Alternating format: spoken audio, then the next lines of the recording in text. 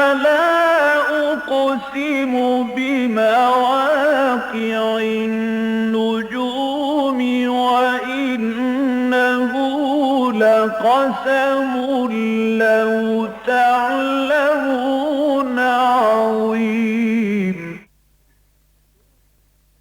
إنه لقرآن كريم في كتاب مكنون لا يمسه إلا المطهرون تنزيل من رب العالمين.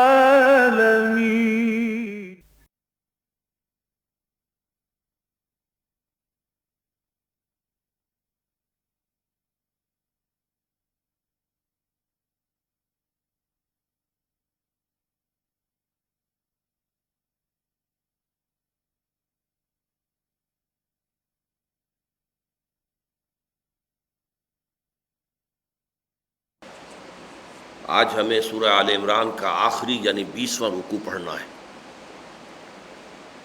یہ قرآن حکیم کے جامع ترین مقامات میں سے ہے۔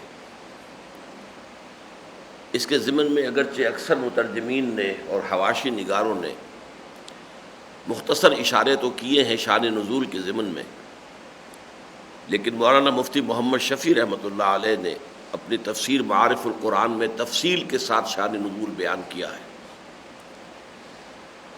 ان کے کہنے کے مطابق ابن حبان نے اپنی صحیح میں اور محدث ابن عساکر نے اپنی تاریخ میں یہ واقعہ بیان کیا ہے کہ حضرت عطاء ابن ابی رباح حضرت عائشہ صدیقہ رضی اللہ تعالی عنہا کی خدمت میں حاضر ہوئے اور انہوں نے کہا ام المومنین سے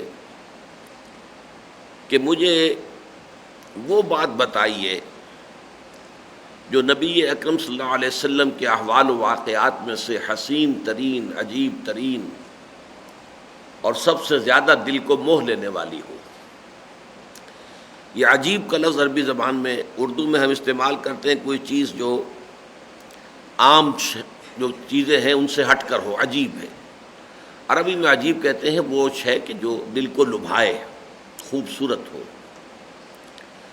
تو سب سے زیادہ عجیب شے جو آپ نے دیکھی ہو حضور صلی اللہ علیہ وسلم کے واقعات میں سے وہ بیان کریں۔ تو ام المومنین نے فرمایا کہ حضور کے بارے میں کیا عرض کروں، آپ کی ہر ادا اور آپ کی ہر بات ہی در حقیقت نہایت عجیب، نہایت حسین، نہایت دل کو لبھانے والی تھی۔ البتہ تم کہتے ہو تو میں ایک واقعہ سناتی ہوں۔ ایک شب حضور میرے حجرے میں آ گئے شب باسی کے لیے، اور یہ کہ میرے لحاف میں بھی داخل ہو گئے، ساتھ لیٹ گئے، لیکن تھوڑی دیر کے بعد آپ نے کہا کہ عائشہ مجھے اجازت دو کہ میں اللہ کی عبادت کروں۔ طبیعت پر کچھ گریے کی سی کیفیت تھی۔ میں نے کہا ضرور۔ آپ اٹھے، وضو کیا، نماز میں کھڑے ہوئے اور گریہ شدید طاری رہا، روتے رہے، یہاں تک کہ آپ کی داڑھی جو ہے وہ آنسوؤں سے تر ہو گئی۔ اس کے بعد آپ نے رکوع کیا، اس میں بھی روتے رہے، وہی گریہ و بکا جاری رہا۔ سجدہ کیا تو سجدے میں بھی یہی حالت۔ اسی طرح پوری رات گزر گئی، یہاں تک کہ جب حضرت بلال صبح کی نماز اب جماعت جو ہے کھڑی ہو رہی ہے فجر کی، اس وقت تشریف لائے، انہوں نے آ کر حضور کو اطلاع دی تو اس وقت بھی کیفیت آپ کی وہی تھی۔ حضرت بلال نے پوچھا کہ حضور آپ کی یہ کیفیت کیوں ہے؟ آپ کو تو اللہ تعالیٰ اگلے پچھلے سارے گناہ معاف کر چکا ہے۔ تو آپ نے ایک تو وہی بات کہی جو عام طور پر ایسے حالات میں آپ سے منقول ہے، تو میں کیا اللہ کا شکر گزار بندہ نہ بنوں؟ لیکن ساتھ ہی آپ نے فرمایا اے بلال آج میں کیوں نہ روں؟ یہ اصل میں تشکر کا گریہ ہے کہ آج مجھ پر یہ آیات نازل ہوئی ہیں، ان فی خلق السماوات والارض واختلاف اللیل والنہار الی آخر سورہ۔ اور اس کے بعد حضور نے فرمایا کہ تباہی اور بربادی ہے ان لوگوں کے لیے جو ان آیات کو پڑھیں اور ان پر غور نہ کریں۔ تو اس حوالے سے آج ہمیں ان آیات پر ان کو پڑھنا بھی ہے، ان پر غور کرنا ہے۔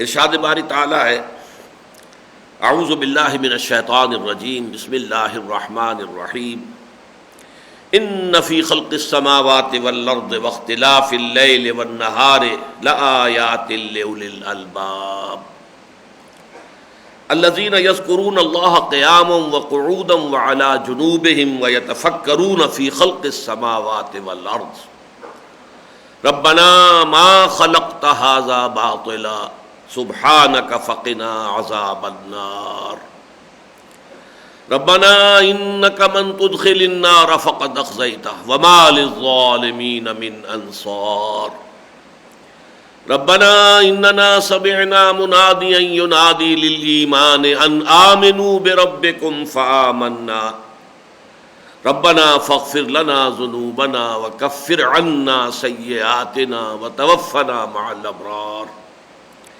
ربنا وآتنا ما وعدتنا على رسلك ولا تخزنا يوم القيامة إنك لا تخلف الميعاد صدق الله العظيم رب اشرح لي صدري ويسر لي أمري واحلل عقدة من لساني يفقهوا قولي اللهم ربنا ألهمنا رشدنا وأعذنا من شرور أنفسنا اللهم أرنا الحق حقا وارزقنا اتباعه وأرنا الباطل باطلا وارزقنا اجتنابه اللهم نور قلوبنا بالإيمان واشرح صدورنا للإسلام اللهم وفقنا لما تحب وترضى وتقبل منا فإنك خير المتقبلين آمین یا رب العالمین۔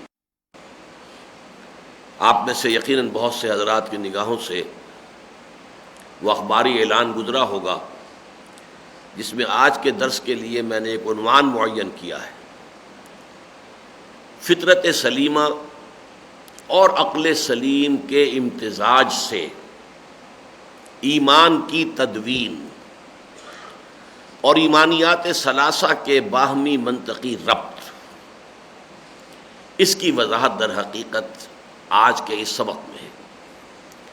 اس کے ضمن میں چاہوں گا کہ چند بنیادی باتیں ایمان کے بارے میں نوٹ کر لیں، اگرچہ اس کے ضمن میں میری تقاریر بھی ہیں، آڈیوز بھی ہیں، ویڈیوز بھی ہیں۔ ایک مرتبہ اسی جگہ پر 5 دن مسلسل حقیقت ایمان پر میری تقریریں ہوئی ہیں، 1.5 گھنٹے کے وہ خطابات جو ہیں وہ محفوظ ہیں، انگریزی میں بھی ہیں۔ 6 گھنٹے کا میرا بیان جو ہے جو میں نے ریکارڈ کرایا تھا شکاگو میں، حقیقت ایمان پر ہے۔ اور یہ اللہ کا بڑا فضل ہے جو مجھ پر ہوا ہے کہ اس قدر تفصیل میں جا کر ایمان کو موضوع نہیں بنایا عام طور پر کسی نے بھی۔ ہمارے ہاں جو مفکرین ہیں اور خاص طور پر وہ جو داعی حضرات ہیں جو دین کے لیے کام کر رہے ہیں، دین کی دعوت دے رہے ہیں، دین کے غلبے کے لیے یا دین کی اشاعت کے لیے کوشاں ہیں، جد و جہد کر رہے ہیں، ان کا بھی ساری گفتگو کا اصل مرکز و محور اسلام ہے۔ اسلام در حقیقت ایک عمارت ہے۔ اس عمارت کو انسان دیکھتا ہے، کوئی بہت عالیشان محل ہے تو اس کے یہ کمرے ہیں، اس طرح کا معاملہ ہے، کوئی کوٹھی ہے، یہ ڈرائنگ روم ہے، یہ اس کا جو ہے لیونگ روم ہے، یہ بیڈ رومز ہیں وغیرہ وغیرہ۔ لیکن اصل شے جو ہے وہ ہے اس کی فاؤنڈیشن، جس پر کہ نگاہ عام طور پر نہیں جاتی۔ ایمان ہے فاؤنڈیشن، بنیاد۔ اور ہم اس مغالطے میں ہوتے ہیں کہ جب ہم مسلمان ہیں تو گویا کہ ایمان تو ہمیں حاصل ہے، کبھی اگر ہے تو ہمارے عمل میں ہے۔ یہی سب سے بڑا مغالطہ ہے، اور اسی لیے ہماری کوششیں جو ہے ناکام ہو رہی ہیں۔ اس لیے کہ در حقیقت جہاں کمی ہے وہ یہ ہے کہ ایمان نہیں ہے۔ اس حوالے سے میں نے الحمدللہ، جیسا کہ میں نے عرض کیا، تحدیثاً للنعمہ، مجھے اللہ نے توفیق دی ہے کہ اس موضوع پر بڑی تفصیل سے میں نے گفتگو کی ہے۔ ایمان کے بارے میں پہلی بات یہ سمجھ لیجئے کہ اس کے لفظی معنی کیا ہے۔ دیکھیے، امن یا امن، امنتن یا امنن، اس کے معنی ہوتے ہیں کسی شخص کا امن میں ہونا۔ اس سے آمنن اس میں فاعل بنتا ہے۔ آمنین محلقین رؤوسکم ومقصرین لا تخافون، تم لازماً عمرہ کرو گے اور داخل ہوگے مسجد حرام میں پورے امن کے اندر، کوئی خوف نہیں ہوگا، کوئی اندیشہ نہیں ہوگا۔ اسی سے باب افعال میں بنتا ایمان، آمن یؤمن ایمانن، اس کے معنی کسی کو امن دینا، اس سے اس میں فاعل ہے مومن، مومن کے لفظی معنی ہوں گے امن دینے والا، اور اسی مفہوم میں اللہ تعالیٰ کا نام ہے المؤمن۔ اللہ تعالیٰ کے وہ اسماء کے جو سورہ حشر کے آخر میں آئے ہیں، الملک القدوس السلام المؤمن المہیمن العزیز الجبار المتکبر، المؤمن اللہ کا ایک نام ہے، اس لیے کہ وہ امن عطا فرمانے والا ہے۔ البتہ جیسا انگریزی میں ہوتا ہے کہ ورب کے بعد پرپوزیشنز کی تبدیلی سے مفہوم بدل جاتا ہے۔ ٹو گیو اس کا ایک مفہوم ہے جو سب جانتے ہیں، لیکن ٹو گیو ان ہتھیار ڈال دینا، کسی کی ماتحتی قبول کر لینا، ٹو گیو اپ، کوئی محنت آپ کر رہے تھے، کوئی آپ کا مقصد تھا، آپ نے ترک کر دیا، چھوڑ دیا، گیو اپ۔ تو ٹو گیو کے معنی کچھ اور ہے، ٹو گیو ان کے معنی کچھ اور ہے، ٹو گیو اپ کے معنی کچھ اور ہے۔ عربی میں اتنا زمین و آسمان کا فرق تو واقع نہیں ہوتا ہے، اس لیے کہ جو روٹ ہوتی ہے جس سے کہ الفاظ، جیسے ایک درخت کی جڑ ہے، اس سے تنا اور پھر شاخیں اور پھر پتے، لیکن ہر پتے کا تعلق جڑ کے ساتھ قائم رہے گا۔ اسی طرح عربی زبان میں تو روٹ جو ہے 3 لیٹرڈ روٹ، اس سے جو بھی لفظ نکلیں گے ان کا تعلق قائم رہے گا اس روٹ کے ساتھ، لیکن بہرحال مفہوم داخل اس کے اندر بدلتا ہے۔ تو ایمان کے ساتھ اگر لفظ با آ جائے، حرف با، آمنا بے، یا لام آ جائے آمنا لہو، اس کے معنی کسی کی تصدیق کرنا۔ اب یہاں سوال پیدا ہوگا کہ پھر کہاں روٹ کے ساتھ کیا تعلق رہا اس کا؟ اگر روٹ کے معنی تھے کسی کو امن دینا، اور یہاں آ گیا آمنا بے، آمنا لے، کسی کی تصدیق کرنا، تو کیا تعلق ہے؟ تعلق ہے۔ دیکھیے کوئی شخص آ کر کوئی خبر آپ کو دیتا ہے، آپ نے تصدیق کی، امن ہے، آپ نے اس کی تکذیب کی، نہیں جھوٹ کہہ رہے ہو، یہیں سے فساد ہے، کنفلکٹ شروع ہو گیا، تردید کر دی آپ۔ یا کسی شخص نے ایک دعویٰ کیا میں یہ ہوں، آپ نے قبول کر لیا تو گویا کہ امن دے دیا۔ آپ نے کہا نہیں جھوٹ بولتے ہو، تمہاری یہ حیثیت نہیں ہے، آپ کنٹیسٹ کرتے ہیں اسے، تو گویا کہ فساد۔ تو فساد اپنے لیول کے اعتبار سے زبانی کلامی بھی ہو سکتا ہے، اور یہ کہ بالفعل تصادم بھی ہو سکتا ہے۔ تو یہ لفظ کے معنی جو ہے اگر آپ نے سمجھ لیے تو ایمان کہتے ہیں اصل میں تصدیق و بما جاء بہ النبی صلی اللہ علیہ وسلم، ان تمام باتوں کی تصدیق کرنا جو لے کر آئے ہیں محمد الرسول اللہ صلی اللہ علیہ وسلم، یہ ایمان ہے۔ دس از دی ڈیفینیشن آف ایمان۔ عام طور پر اگر آپ کسی سے پوچھیں گے ایمان کسے کہتے ہیں، ایمان کے معنی کیا ہے، تو اول تو وہ ہکا بکا ہو جائے گا، کہے گا ایمان کے معنی کیا، ایمان کے معنی ایمان ہے، لیکن یہ کہ اس سے آگے بات جو ہے عام طور پر لوگوں کے علم میں نہیں ہے۔ تو میں نے لفظی بات بھی بتائی، امن یامن امنا وامنتن، امن میں ہونا، اس میں فاعل آمن، آمن یؤمن ایمانا، کسی کو امن دینا، اس میں فاعل مؤمن، اور با اور لام کے اضافے سے تصدیق کرنا، آمنا بہ، آمنا لہو، اس کی بات مان لی، اس کی تصدیق کی، اس کے دعوے کو مان لیا، یا اس کی دائی ہوئی خبر کی تصدیق کر دی۔ اور اصطلاحاً ایمان مانی ہے انبیاء اور رسل نے جن خبروں کی ہمیں اطلاع دی ہے، عالم غیب کی خبریں، ان سب کی تصدیق کرنا، اور جو تعلیمات وہ لے کر آئے ہیں ان کی تصدیق کرنا، یہ ایمان ہے۔ اس ایمان کی مختلف قسمیں ہیں، یہ ایک لفظ ہے لیکن اس کے اندر یوں سمجھیے کہ اگر آپ اندازہ کریں گے تو مختلف نوعیت کے ایمان ہیں۔ مثلا ایک ایمان ہے تقلیدی، ہم مسلمان ہیں، ہمیں ایمان حاصل ہے، کیوں کہ ہم مسلمان والدین کے ہاں پیدا ہوئے، اللہ، رسول، قرآن، جبرائیل، جنت دوزخ، آخرت، یہ ساری چیزیں جو ہیں ہم نے اپنے والدین سے سنی ہے، اور یہ کہ ہماری گھٹی میں پلا دی گئی ہیں، پیدا ہوتے ہی ہم نے ایک کان میں ہمارے اذان دی گئی، دوسرے میں اقامت کہی گئی۔ ظاہر بات ہے کہ یہ ایمان ہمارا تقلیدی ہے۔ ایک ایمان ہے اکتسابی، اکتسابی ایمان جو ہے خود حاصل کرے کوئی شخص ایمان، اس کی بھی کوئی شکل ہے یا نہیں؟ ایک شخص جو ہے ایسے ماحول میں پیدا ہوتا ہے جہاں کفر کا غلبہ ہے، وہ وہاں کیسے ایمان لائے گا؟ اس کا کوئی امکان ہے یا نہیں ہے؟ حضرت ابراہیم علیہ الصلوۃ والسلام کفر کے ماحول میں جہاں ہر طرح کا شرک تھا پیدا ہوئے، یعنی سیاسی شرک بھی تھا، بادشاہ جو ہے خدائی کا دعوے دار تھا، پھر بتوں کا شرک بھی تھا، بت پرستی بھی تھی، پھر ستارہ پرستی بھی تھی، ہر طرح کا شرک موجود، لیکن کیسے وہ ایمان تک انہوں نے رسائی حاصل کی؟ سورہ انعام میں اس کی بڑی تفصیل آئی ہے۔ یا چلیے آپ ان کے بارے میں تو کہیں گے وہ تو نبی تھے، اللہ نے ان کو ایمان دے دیا، لیکن حضرت سلمان فارسی وہ تو ایران میں پیدا ہوئے تھے، اور ان کا باپ جو ہے وہ آتش کدے کا کوئی بڑا اہم جو ہے وہ پجاری، یعنی ان کی ریلیجس ہائرارکی میں عہدیدار تھا، لیکن اس کے باوجود ان کے دل میں وحشت پیدا ہوئی، یہ کیا ہے؟ یہ آگ کو ہم خود جلاتے ہیں، اس میں لکڑی ڈالتے ہیں تو وہ جلتی ہے، پھر اسی کو ہم پوجتے ہیں، اسی سے دعائیں مانگتے ہیں۔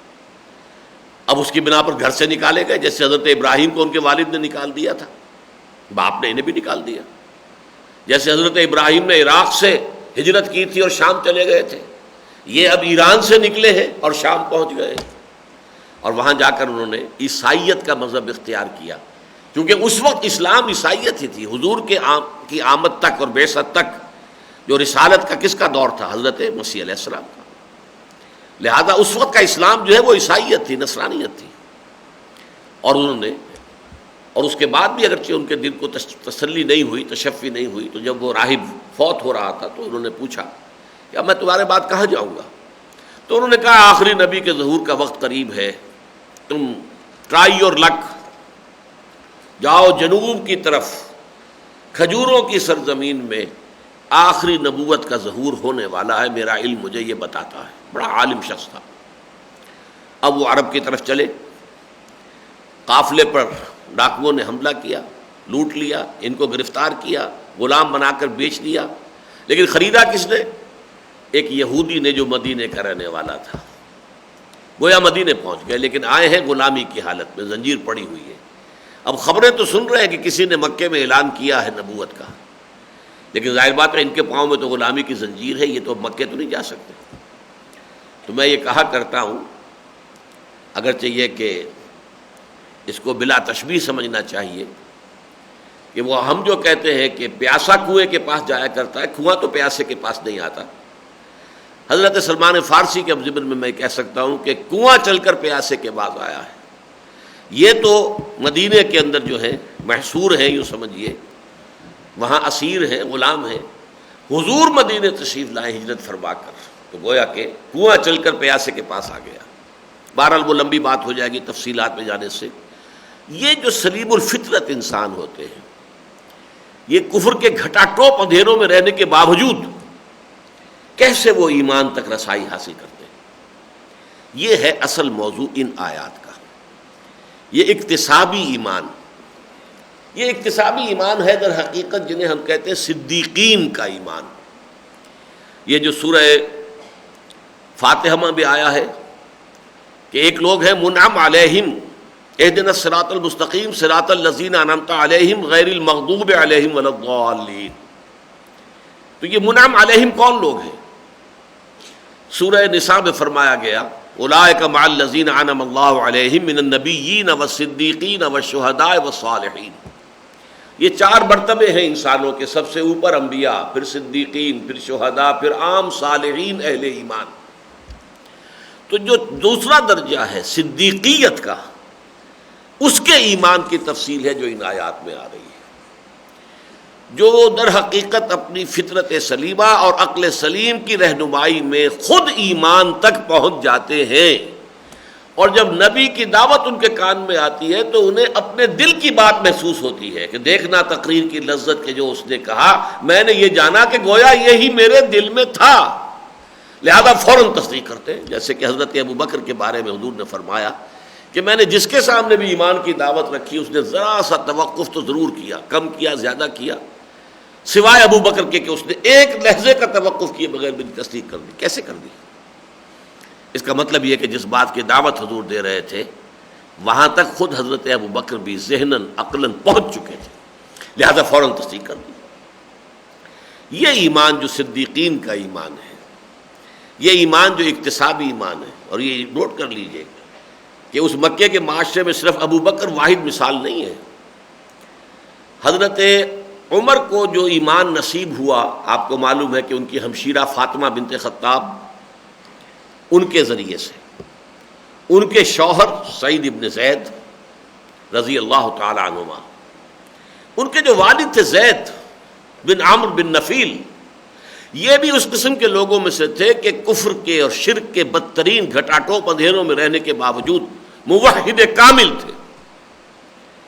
وہ تمام بت پرستی وغیرہ کو چھوڑ کر، اور وہ اللہ تعالیٰ سے دعا کیا کرتے تھے کعبے کے پردے پکڑ پکڑ کر کے، اللہ میں صرف تیری بندگی کرنا چاہتا ہوں، لیکن پتہ نہیں کیسے کروں. یہ کیسے بندگی کروں یہ صرف نبی کے ذریعے سے معلوم ہوتا ہے. اگر کہیں وہ ان کی زندگی وفا کرتی حضور صلی اللہ علیہ وسلم کی بعثت تک، تو آپ کا کیا خیال ہے، کیا وہ ابو بکر صدیق ہی کی طرح رضی اللہ تعالی عنہ ایمان نہ لے آتے فوراً؟ انہیں تو ایسے محسوس ہوتا ہے جیسے پیاسے کو پانی مل گیا ہے، کہ میں اس کی طلب میں تھا، میں اس کی تلاش میں تھا. وہ تو گویا کہ میرے لیے تو وہ اللہ تعالیٰ کی طرف سے نعمت مترقبہ ہو گئی. تو وہ اس میں پھر پوچھتا نہیں ہے، دلیلیں نہیں مانگتا ہے، کوئی معجزہ طلب نہیں کرتا ہے، فوراً ایمان لاتا ہے، اس لیے کہ وہ اس کے اپنے دل کی آواز ہے. یہ جو اکتسابی ایمان ہے، اور ایمان کے ضمن میں ایک اور بنیادی بات نوٹ کر لیں، پھر ہم آیات کا مطالعہ شروع کریں گے، کہ ایمانیات میں اگرچہ ہم 3 حصوں میں اسے تقسیم کرتے ہیں، ایمانیات ثلاثہ: ایمان باللہ یا توحید، ایمان بالآخرہ یا معاد، ایمان بالرسالت. رسالت میں پھر انبیاء، رسل، کتب، یہ ساری چیزیں آ جائیں گی. فرشتہ بھی اسی میں آئے گا، اس لیے کہ وحی کا لانے والا فرشتہ ہے. ایمان بالرسل، ایمان بالانبیاء، ایمان بالکتب، ایمان بالملائکہ، یہ سب کیا ہے؟ ایمان بالرسالت کے اجزاء ہیں. ایمان بالآخرت کے بعث بعد الموت، حشر و نشر، حساب کتاب، جزا و سزا، جنت اور دوزخ، یہ سب کیا ہے؟ یہ ایمان بالمعاد یا ایمان بالآخرہ کا حصہ ہے. اللہ کا ایمان، اللہ کی توحید، اللہ کے اسماء و صفات. ان 3 ایمانیات میں یہ جان لیجئے کہ اصل ایمان، جڑ کا ایمان، بنیادی ایمان جو ہے وہ ایمان باللہ ہے. اسی لیے ایمان مجمل کے الفاظ آپ نے یاد کیے ہوں گے بچپن میں: آمنت باللہ کما ہوا باسمائہ و صفاتہ وقبلت جمیع احکامہ اقرار باللسان و تصدیق بالقلب. کسی اور ایمان کا تذکرہ ہی نہیں، نہ ایمان بالرسالت کا، نہ ایمان بالکتب کا، نہ ایمان بالملائکہ کا، نہ بعث بعد الموت کا، کچھ بھی نہیں. وہی ایمان جب مفصل بنتا، ایمان مفصل: آمنت باللہ و ملائکتہ و کتبہ و رسلہ والیوم الآخر والقدر خیرہ و شرہ من اللہ تعالی والبعث بعد الموت. مفصل ایمان یہ ہے، اس میں تمام آرٹیکل آف فیتھ آ گئے. لیکن مجملاً ایمان کیا ہے؟ ایمان باللہ. آمنت باللہ کما ہوا باسمائہ و صفاتہ. میں تصدیق کرتا ہوں اللہ کی، میں مانتا ہوں، تسلیم کرتا ہوں اللہ کو جیسے کہ وہ اپنے اسماء و صفات سے ظاہر ہے، اور میں نے قبول کیا اس کے سارے احکام. قبلت جمیع احکامہ اقرار باللسان و تصدیق بالقلب. میں زبان سے اقرار کر رہا ہوں اور دل سے تصدیق کرتا ہوں. یہ ایمان مجمل ہے. تو گویا کہ ایمان اصل جو ہے وہ ایمان باللہ ہے، توحید پر ایمان، اللہ پر ایمان، اس کی ذات و صفات پر ایمان. باقی ویسے بھی ایمان بالآخرہ کیا ہے؟ اللہ کی صفت عدل کا ظہور ہے. نیکوں کو ان کی نیکی کی جزا دے، بدوں کو ان کی بدکاری کی سزا دے. یہ اللہ تعالیٰ کی صفت عدل ہے. العدل اللہ کے ناموں میں سے، اس کا ظہور آخرت ہے. نبوت و رسالت کیا ہے؟ یہ اللہ تعالیٰ کی صفت ہدایت کا، وہ الہادی ہے، ہدایت دینے والا ہے. تو اللہ تعالیٰ کی صفت ہدایت کا تکملہ، تتمہ، اس کا ایک اتمام اور تکمیل جو ہے وہ ہوتی ہے انبیاء اور رسول کے ذریعے سے. تو صفت ہدایت کا مظہر رسالت، صفت عدل کا مظہر آخرت. باقی اصل جو ہے ایمان، ایمان باللہ ہے. اب یہ اللہ پر ایمان کا جہاں تک معاملہ ہے، اس کو نوٹ کر لیجئے. اگرچہ یہودی، عیسائی اور مسلمان متکلمین، انہوں نے ہستی باری تعالیٰ کے ضمن میں عقلی اور منطقی دلائل کے بڑے انبار لگائے ہیں. علم کلام کسے کہتے ہیں؟ اسکالسٹسزم. یہ ایک خاص شعبہ ہے علم کا. ایک علم تفسیر ہے، ایک علم حدیث ہے، ایک علم فقہ ہے، ایک علم کلام ہے. علم کلام کیا ہے؟ کہ جو ایمان کی بنیادی باتیں ہیں ان کا عقلی طور پر اس بات کیا جائے، عقل کے ساتھ اس کا مطابقت ثابت کی جائے، کہ معلوم ہو کہ یہ چیزیں جو ہیں عقل کے ساتھ مطابقت رکھنے والی ہیں۔ یہ کوشش جو لوگ کرتے رہے انہیں متکلمین کہتے ہیں۔ متکلمین یہودیوں میں بہت بڑے بڑے متکلم پیدا ہوئے، عیسائی متکلمین بہت بڑے بڑے، مسلمان متکلمین، لیکن اللہ کی ہستی پر جتنے دلائل دیے گئے ہیں منطقی اعتبار سے، اس کے بارے میں کانٹ جو ایک بہت ہی یوں سمجھیے کہ فلسفے کی دنیا میں عظیم انقلاب کا عالم بردار سمجھا جاتا ہے، اس نے یہ ثابت کر دیا کہ ان میں سے کوئی دلیل بھی قطعی نہیں ہے۔ برہان جو ہے وہ تو جیسے کہ لوہا لوہے کو کاٹتا ہے، منطق کی دلیل کو منطق کاٹ دیتی ہے۔ اللہ کی ہستی پر کوئی دلیل نہیں دی جا سکتی، عقلی نہ نقلی، جسے عقل کاٹ نہ دے۔ اب مثلا بہت بڑی دلیل ہے، صاحب کوئی شے بغیر کسی کے پیدا کیے پیدا تو نہیں ہو سکتی، یہ کائنات اگر ہے تو کوئی پیدا کرنے والا ہے۔ بظاہر تو بڑی موٹی دلیل ہے، بڑی یوں سمجھیے کہ وزنی ہے، لیکن پھر ایک جگہ آ کر یہ کٹ جاتی ہے جب کہتے ہیں کہ اللہ کو پیدا کرنے والا کوئی نہیں ہے، تو آپ کا اصول تو ختم ہو گیا۔ اگر تو یہی اصول ہے کہ کوئی شے بغیر کسی پیدا کرنے والے کے پیدا نہیں ہو سکتی، تو سوال یہ ہے کہ جس کو ماننے کی آپ دعوت دے رہے ہیں اللہ اس کا پیدا کرنے والا کون ہے؟ اگر اس کا پیدا کرنے والا کوئی نہیں ہے تو آپ کی دلیل ختم ہو گئی۔ منطق کو کاٹ دیتی ہے، ان الحدید بالحدید یفلح۔ تو کانٹ نے ثابت کیا، اور علامہ اقبال نے جو ان کے یہ فیمس لیکچرز ہیں ان میں انہوں نے تسلیم کیا ہے کانٹ کی اس بات کو کہ جتنے بھی دلائل کونی، دلائل انی، دلائل لمی، جتنے دلائل تھے، the cosmological, the ontological, the teleological arguments for the existence of God, Kant نے سب کو توڑ پھوڑ کر رکھ کے دیا، ثابت کر دیا کوئی دلیل نہیں۔ اللہ کی ہستی پر ایمان در حقیقت انسان کی فطرت میں مضمر ایک شے ہے، اس فطرت کے اندر سے ابھرے گی تو وہ ایمان ہوگا، لیکن اگر کوئی اڑ جائے، ماننے کو تیار نہیں ہو، تو کوئی عقلی دلیل، منطقی دلیل، سائنٹیفک دلیل جو ہے موجود نہیں ہے جو ثابت کر سکے کہ اللہ کا وجود ہے۔ اس لیے سب سے پہلا مرحلہ کیا ہے ایمان کا؟ ان فی خلق السماوات والارض واختلاف اللیل والنہار لآیات لأولی الالباب، یقیناً آسمانوں اور زمین کی تخلیق میں اور دن اور رات کے فرق و تفاوت میں اور الٹ پھیر میں، اختلاف کے دو معنی ہیں۔ اختلاف ایک تو یہ کہ فرق، اس معنی میں قرآن مجید میں آیا ہے لفظ وضاحت کے ساتھ سورہ روم میں، اللہ تعالیٰ کی آیات میں سے وَمِنْ آیاتِهِ اخْتِلَافُ أَلْسِنَتِكُمْ وَأَلْوَانِكُمْ، تمہاری زبانیں اور تمہارے رنگ کتنے مختلف ہیں، کوئی سرخ و سفید رنگت کا ہے، کوئی سیاہ فام ہے، کوئی زرد روح ہے، یہ اختلاف فرق ہے۔ اور ایک اختلاف کا لفظ بنا خلف سے، خلف کہتے ہیں پیچھے کو، تو جیسے کہ کوئی شے کسی کے پیچھے لگی ہوئی ہو، یہ اختلاف ہے۔ دن رات کے پیچھے لگا ہوا ہے اور رات دن کے پیچھے لگی ہوئی ہے، یہ الٹ پھیر کہ جب دن آتا ہے تو گویا کہ دن کا تعاقب کرتے ہوئے رات چلی آ رہی ہے، اور رات آتی ہے تو رات کا تعاقب کرتے ہوئے دن چلا آ رہا ہے۔ ان فی خلق السماوات والارض واختلاف اللیل والنہار، یقیناً آسمان اور زمین کی تخلیق میں اور رات اور دن کے الٹ پھیر میں، یہ رات اور دن کے فرق و تفاوت میں بڑا فرق و تفاوت ہے۔ رات جو ہے تاریک ہے، دن روشن ہے، رات حرکت آرام کے لیے ہے، دن بھاگ دوڑ کے لیے ہے۔ آپ کو معلوم ہے کہ سارا جو یہ پلانٹ کنگڈم ہے، یہ پورا جو نباتاتی عالم ہے، اس میں جو ہے ایسا نظام تبدیل ہوتا ہے کہ دن کے وقت درخت جو ہے وہ آکسیجن چھوڑتے ہیں اور کاربن ڈائی آکسائڈ یوز کرتے ہیں، لیکن رات کے وقت وہ کاربن ڈائی آکسائڈ چھوڑتے ہیں اور آکسیجن جو ہے استعمال کرتے ہیں۔ آپ ذرا اندازہ کیجئے، اسی لیے رات کو درختوں کے نیچے سونے سے منع کیا جاتا ہے، اس لیے کہ اس وقت جو ہے درخت جو ہے کاربن ڈائی آکسائڈ چھوڑ رہے ہوتے ہیں، وہ ظاہر بات ہے انسان کے لیے صحت بخش نہیں ہے بلکہ نقصان دہ ہے۔ ہاں دن میں آپ درختوں کے سائے میں بیٹھیے تو درخت جو ہے وہ اس وقت جو ہے آپ کی ہوا میں سے، جس میں آپ سانس لے رہے ہیں، کاربن ڈائی آکسائڈ کو تو جذب کر رہے ہیں، نکال رہے ہیں، پیوریفائی کر رہے ہیں آپ کی ہوا کو، اور آکسیجن جو ہے وہ ان میں سے نکل رہی ہے۔ تو یہ سارا الٹا نظام جو ہو جاتا ہے، دن اور رات کا یہ فرق بھی ہے۔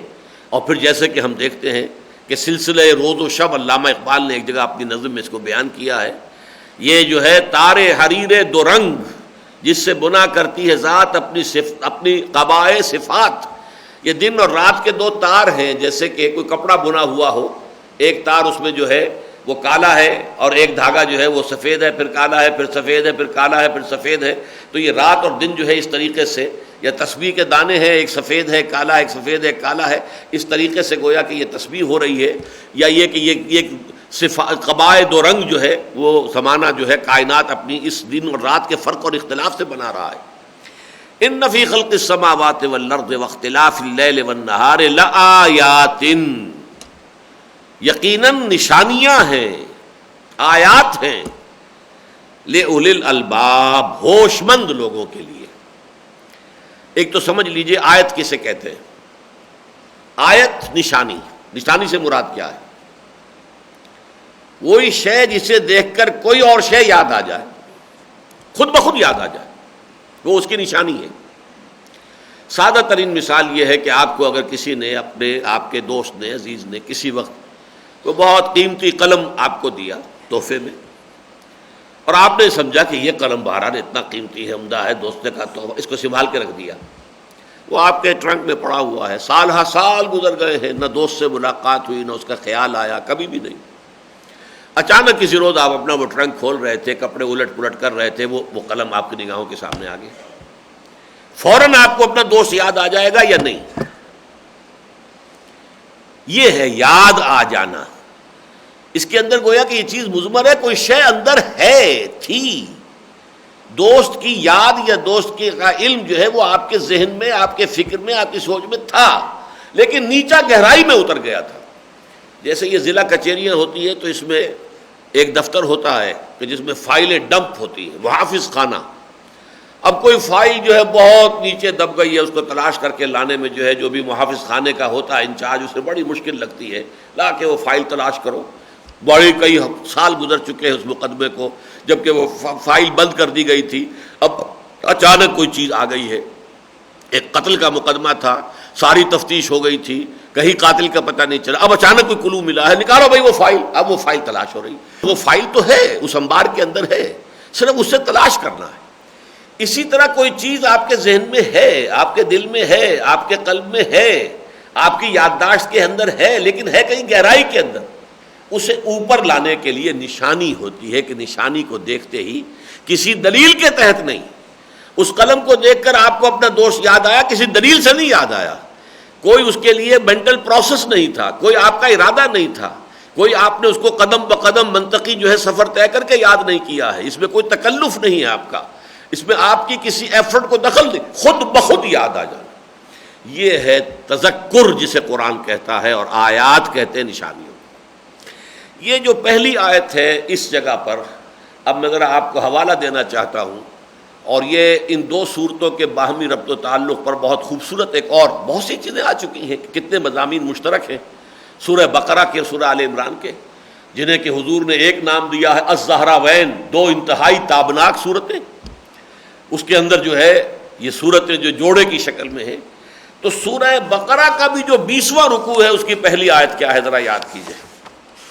دیکھیے عجیب بات ہے، سورہ آل عمران کی 20ویں رکوع کی پہلی آیت ابھی ہم نے پڑھی، ان فی خلق السماوات والارض واختلاف اللیل والنہار لآیات لأولی الالباب.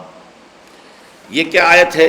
سورہ بقرہ کے 20ویں رکوع کی پہلی آیت، ان فی خلق السماوات والارض واختلاف اللیل والنہار والفلک التی تجری فی البحر بما ينفع الناس وما انزل اللہ من السماء من ماء فاحیا به الارض بعد موتها وبث فيها من كل دابة وتصريف الرياح والسحاب المسخر بين السماء والارض لآیات لقوم یعقلون.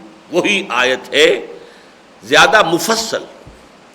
یقیناً دن اور رات، یقیناً آسمان اور زمین کی تخلیق میں، اور دن اور رات کے الٹ پھیر میں یا فرق و تفاوت میں، اور اس کشتی یا جہاز میں کہ جو سمندر میں یا دریا میں چلتا ہے، ایسا سامان لے کر جس سے لوگوں کو فائدہ پہنچتا ہے، کہیں کا سامان کہیں پہنچ رہا ہے، اور اس میں کہ جو اللہ نے آسمان سے پانی اتارا اور پھر اس کے ذریعے سے زمین کو اس کے مردہ ہو جانے کے بعد اثر نو زندہ کر دیا.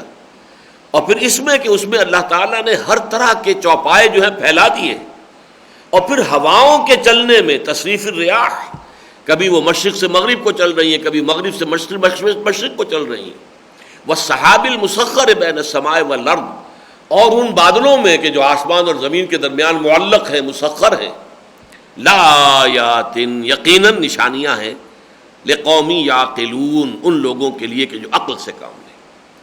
اب یہاں بات ایک اور واضح ہو جائے، القرآن یفسر بعضہ بعضا، یہاں فرمایا لقوم یعقلون، وہاں فرمایا لأولی الالباب، اس کا مطلب ہے یہ دونوں ہم معنی ہیں۔ لقوم یعقلون، یہ تو لفظ عقل جو ہے یہ تو ہر شخص جو ہے سمجھتا ہے اچھی طرح سے، عقل سے کام لینے والے لوگ۔ اور وہاں لب کسے کہتے ہیں؟ لب عربی زبان میں کہتے ہیں کسی شے کا مغز، اس کا اصل جوہر، اصل ایسنس لب۔ آپ کسی شے میں سے کشید کر لیتے ہیں، یہ عرق گلاب آپ نے کشید کر لیا تو گلاب کا ایسنس اس کے اندر آ گیا ہے، فلاں شے کا عرق جو ہے آپ نے کشید کر لیا ہے، یہ لب ہے۔ لب کی جمع الباب۔ انسان کی لب کیا ہے؟ انسان در حقیقت حیوان عاقل ہے، لہذا اس کی جو اصل لب ہے، لب لباب جسے ہم کہتے ہیں، کوئی بحث ہوئی ہے بڑی لمبی بحث، بھائی اس کا لب لباب یہ ہے، اس کا خلاصہ یہ ہے، اس کا حاصل یہ ہے۔ تو انسان کی اصل شخصیت جو ہے، اس کی اصل، اس کا ایسنس جو ہے وہ عقل ہے، سوچنے والی شے، یہ عقل ہے۔ جو لوگ عقل سے کام لیتے ہیں انہیں اس کائنات کی ہر شے کے اندر نشانیاں نظر آ رہی ہیں، اور جن لوگوں کے اندر یہ عقل اور فہم اور شعور ہے ان کے لیے کائنات کا ذرہ ذرہ جو ہے ایک نشانی ہے۔ نشانی کس بات کی؟ کہ ان کو دیکھ کر اللہ یاد آتا۔ یہ ہے قرآن مجید کا فلسفہ ایمان باللہ کے ضمن میں۔ اس کو یوں سمجھیے کہ ایمان باللہ انسان کے اندر موجود ہے۔ دیکھیے انسان میں عقلیں بھی دو ہیں، ازرو قرآن، اور اس کو میں نے بہت واضح کیا ہے، آپ لوگوں نے جو بھی مسلسل میرے درس میں شرکت کرتے ہیں تو یہ بات واضح ہوگی کہ میرے نزدیک انسان جو ہے ایک مرکب وجود کا حامل ہے، ایک حیوانی وجود ہے، ایک روحانی وجود ہے۔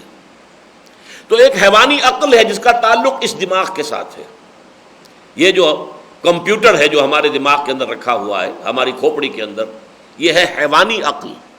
کتے کے اندر بھی دماغ تو ہے، بلی کے اندر بھی دماغ تو ہے، چھوٹے سے چھوٹے جو ہے حیوان جو ہے یا جو لیونگ آرگنزم ہے اس کا کوئی نہ کوئی نروس سسٹم ہے، سینٹرل نروس سسٹم موجود ہے۔ تو یہ ہے حیوانی، اور ایک ہے عقل روحانی جس کا تعلق قلب سے ہے۔ لہم قلوب لا یعقلون بہا، کچھ لوگوں کا کیا حالت کو بیان کیا کہ ان کے دل تو ہیں لیکن ان دلوں سے وہ کام نہیں لیتے، تفقہ اور فہم حاصل نہیں کرتے۔ تو گویا کہ عقل حیوانی کا تعلق اس دماغ سے ہے، عقل روحانی کا تعلق اس قلب سے ہے۔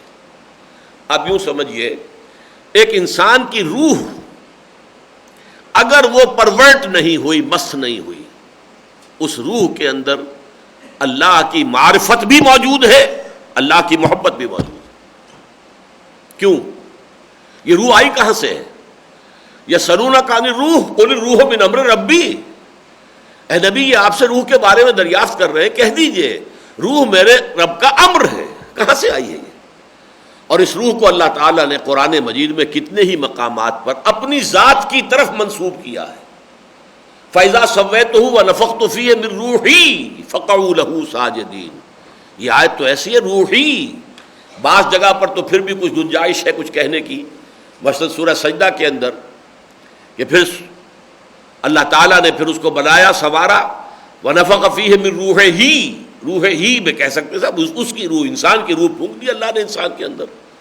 لیکن یہ جو دو مقامات پر آیا ہے فَإِذَا سَوَّيْتُهُ وَنَفَخْتُ فِيهِ مِن رُوحِي، روحی کے اندر تو کوئی امکان ہی نہیں ہے کسی اور معنی کا اور کسی اور ترجمے کا۔ تو معلوم ہوا اس روح کو اللہ تعالیٰ اپنی ذات کی طرف منسوب فرما رہے ہیں۔ ان اعتبارات سے دیکھیے تو معلوم ہوگا کہ در حقیقت یہ جو روح انسانی ہے یہ ذات باری تعالیٰ سے اس کا ایک بڑا گہرا تعلق ہے۔ اس تعلق کو بھی میں نے بہت سے مواقع پر بیان کیا ہے کہ ایک اگر تمثیل سے اس کو سمجھنا چاہیں، اگرچہ ذات باری تعالیٰ کے ضمن میں کوئی تفصیل 100% جو ہے وہ ہولڈ نہیں کرے گی، یہ نوٹ کر لیجئے۔ ذات باری تعالیٰ کے ساتھ روح انسانی کا جو ربط اور تعلق ہے، اس کے لیے بہترین مثال ہے سورج اور اس کی کرن۔ سورج ہم سے کتنی دور ہے؟ کروڑوں میل دور۔ اس کی جو کرن وہاں سے چلی ہے یہاں تک پہنچ گئی زمین تک، اور زمین راستے میں حائل نہ ہوتی تو اور آگے جاتی ہو، تو زمین حائل ہو گئی تو زمین کے اندر آ گئی۔ لیکن کیا اس کا تعلق سورج سے منقطع ہے؟ سورج کے ساتھ اس کا تعلق قائم ہے، چاہے وہ کروڑوں میل آ گئی ہے یہاں، لیکن تعلق ذات شمس سورج کے ساتھ اس کا تعلق منقطع نہیں ہے۔ یہ ہے بات اللہ تعالیٰ کی ذات کے ساتھ روح انسانی کا تعلق ہے۔ لیکن ہوتا کیا ہے، یہ روح جو ہے یہ انسان کے جسد حیوانی کے اندر دفن کر دی گئی ہے، اور یہ جسد حیوانی جو ہے یہ ظاہر ہے، اس کے تقاضے جو ہے وہ بہت شدید ہوتے ہیں۔ پیٹ میں بھوک لگتی ہے تو بہت سخت درد ہوتا ہے انسان کو، اور وہ تلاش کرتا ہے کھانے کے لیے کچھ نہ کچھ۔ کہیں جسم کو کوئی عارضہ لاحق ہو جاتا ہے تو اس کی تکلیف کو انسان محسوس کرتا ہے، اس کے معالجے کی طرف جو ہے یقیناً متوجہ ہوگا، لیکن روح بیچاری اندر جو ہے دب کر رہ جاتی ہے۔ تو یہ ہے صورتحال۔ کچھ لوگ وہ ہیں جن کی روحیں زندہ رہتی ہیں، ان کے اندر وہ معرفت ربانی بھی ہے، اگرچہ ڈورمنٹ ہے، سوئی ہوئی ہے، لیکن یہ کہ جیسے ہی آیات کی طرف اشارہ کیا جاتا ہے، ذرا دیکھو، کھول آنکھ، زمین دیکھ، فلک دیکھ، فضا دیکھ، ان کو دیکھ کر اگر اللہ یاد آ گیا، اگر تو تمہارے اندر وہ روح جو ہے وہ بالکل مر نہیں چکی ہے تو اللہ یاد آ جائے گا۔ کسی دلیل سے نہیں منوایا جا سکتا۔ وہی کانٹ جو ہے جس نے کہا ہے کہ کوئی دلیل جو ہے منطقی اللہ تعالیٰ کے وجود کو ثابت نہیں کر سکتی، ٹیلیولوجیکل، آنٹولوجیکل، کاسمولوجیکل، کوئی بھی دلیل نہیں، لیکن وہی کہتا ہے کہ ہاں دو چیزیں ایسی ہیں، the starry heavens above and the moral law within. ایک تو یہ کہ ہمیں جو اب آسمان جو ستاروں سے بھرا ہوا ہے یہ یقیناً کوئی اشارے کر رہا ہے کہ کوئی ہے، کوئی معشوق ہے اس پردہ زنگاری میں، کوئی ہستی ہے جو چھپی ہوئی ہے، کوئی ہے جس نے سب کو پیدا کیا ہے۔ لیکن میں اگر منطقی دلیل کے طور پر کہوں گا تو آپ فوراً جواب دیں گے کہ اس کو کس نے پیدا کیا ہے، بات ختم ہو جائے گی، آپ کو چپ ہونا پڑے گا، منطق کو منطق کاٹ دے گی۔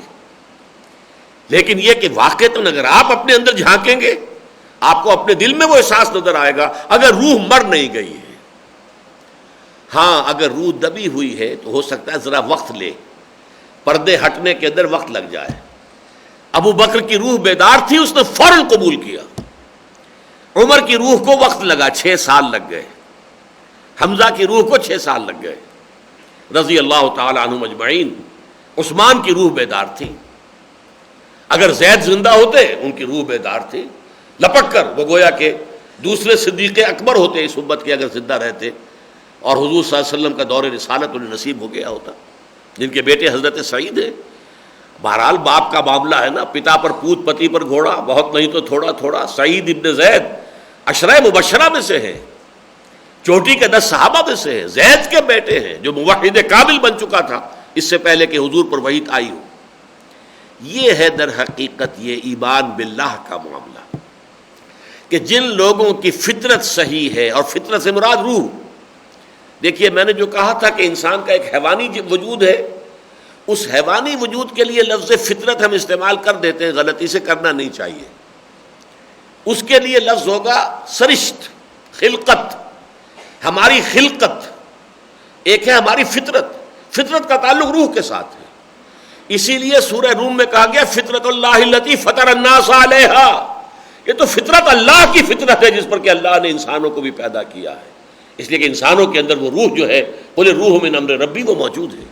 تو فطرت اللہ التی فطر الناس، فطرت اللہ، اللہ کی فطرت، روح امر، روح جو ہے امر ربی ہے۔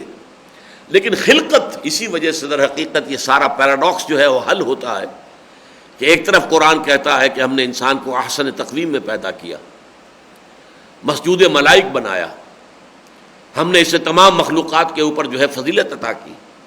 اس سے بڑی بات اور کیا ہوگی، سارے فرشتے جھکا دیے گئے آدم کے سامنے۔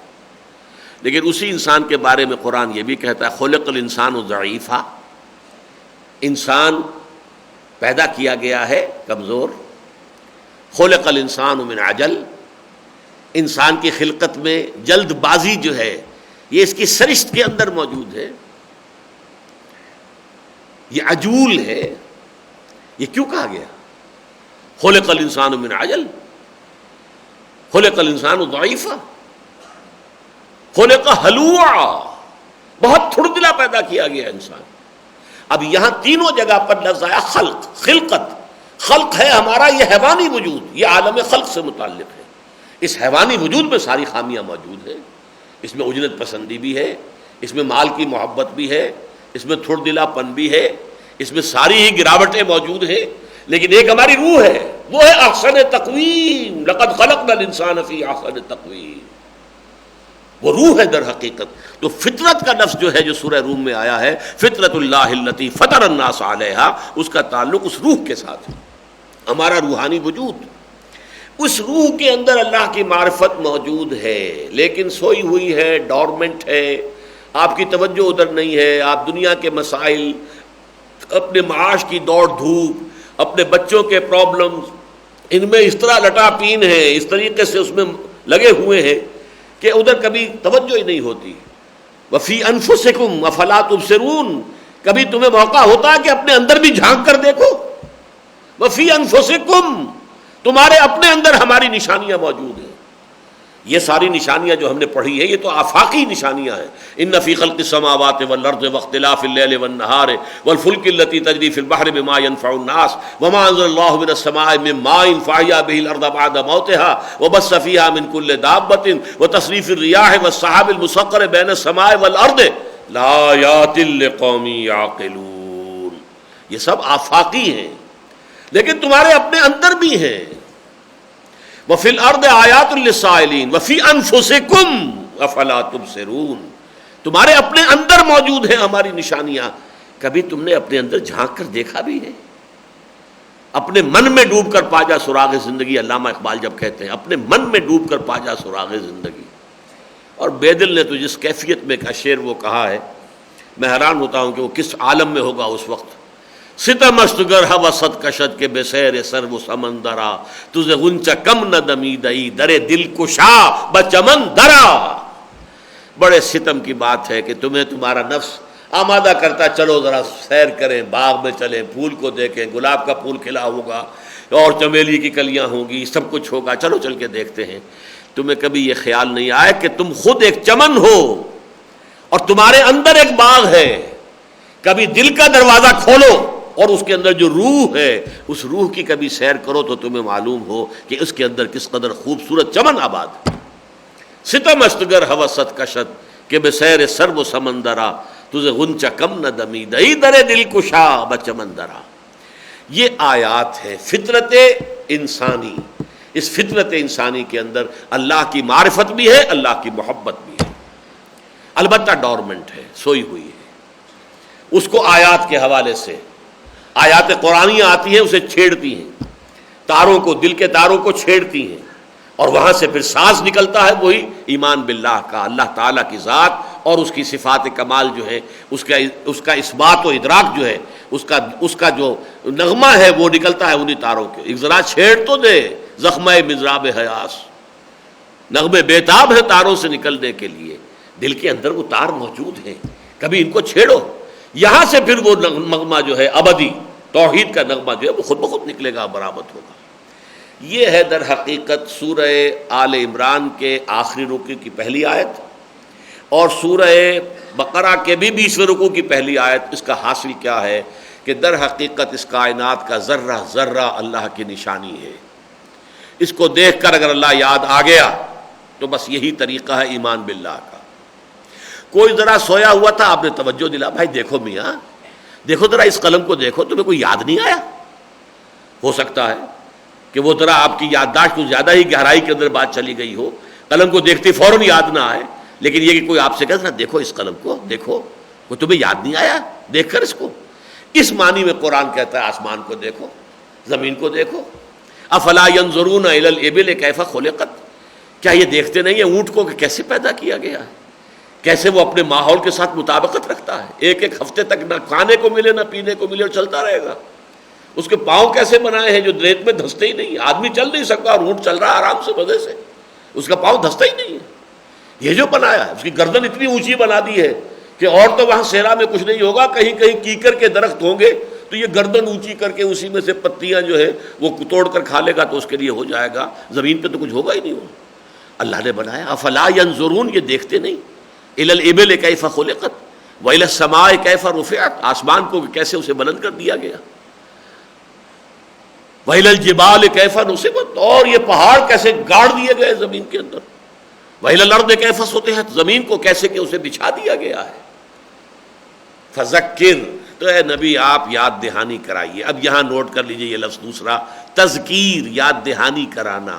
آیت وہ جس سے کوئی شے یاد آ جائے، از خود یاد آ جائے تو کیا کہنے، گویا کہ ظہول کا پردہ زیادہ گہرا نہیں تھا، زیادہ موٹا نہیں تھا، زیادہ دبیز نہیں تھا، لیکن یہ کہ اگر از خود یاد نہیں آیا تو کسی نے توجہ دلا دی، دیکھو بھائی اس چیز کو دیکھو، کھول آنکھ، زمین دیکھ، فلک دیکھ، فضا دیکھ، مشرق سے ابھرتے ہوئے سورج کو ذرا دیکھ۔ افلا ينظرون الى الابل كيف خلقت والى السماء كيف رفعت والى الجبال كيف نصبت والى الارض كيف سطحت فذکر، اے نبی آپ تذکیر کرا سکتے ہیں، انما انت مذکر، آپ تو سوائے یاد دہانی کرانے والے کے آپ کا اور کوئی مقام نہیں ہے۔ زبردستی تو آپ نہیں منوا سکتے ان سے، کوئی اڑ جائے نہیں مانتا میں تو کوئی نہیں منوا سکتا، کوئی دلیل نہیں۔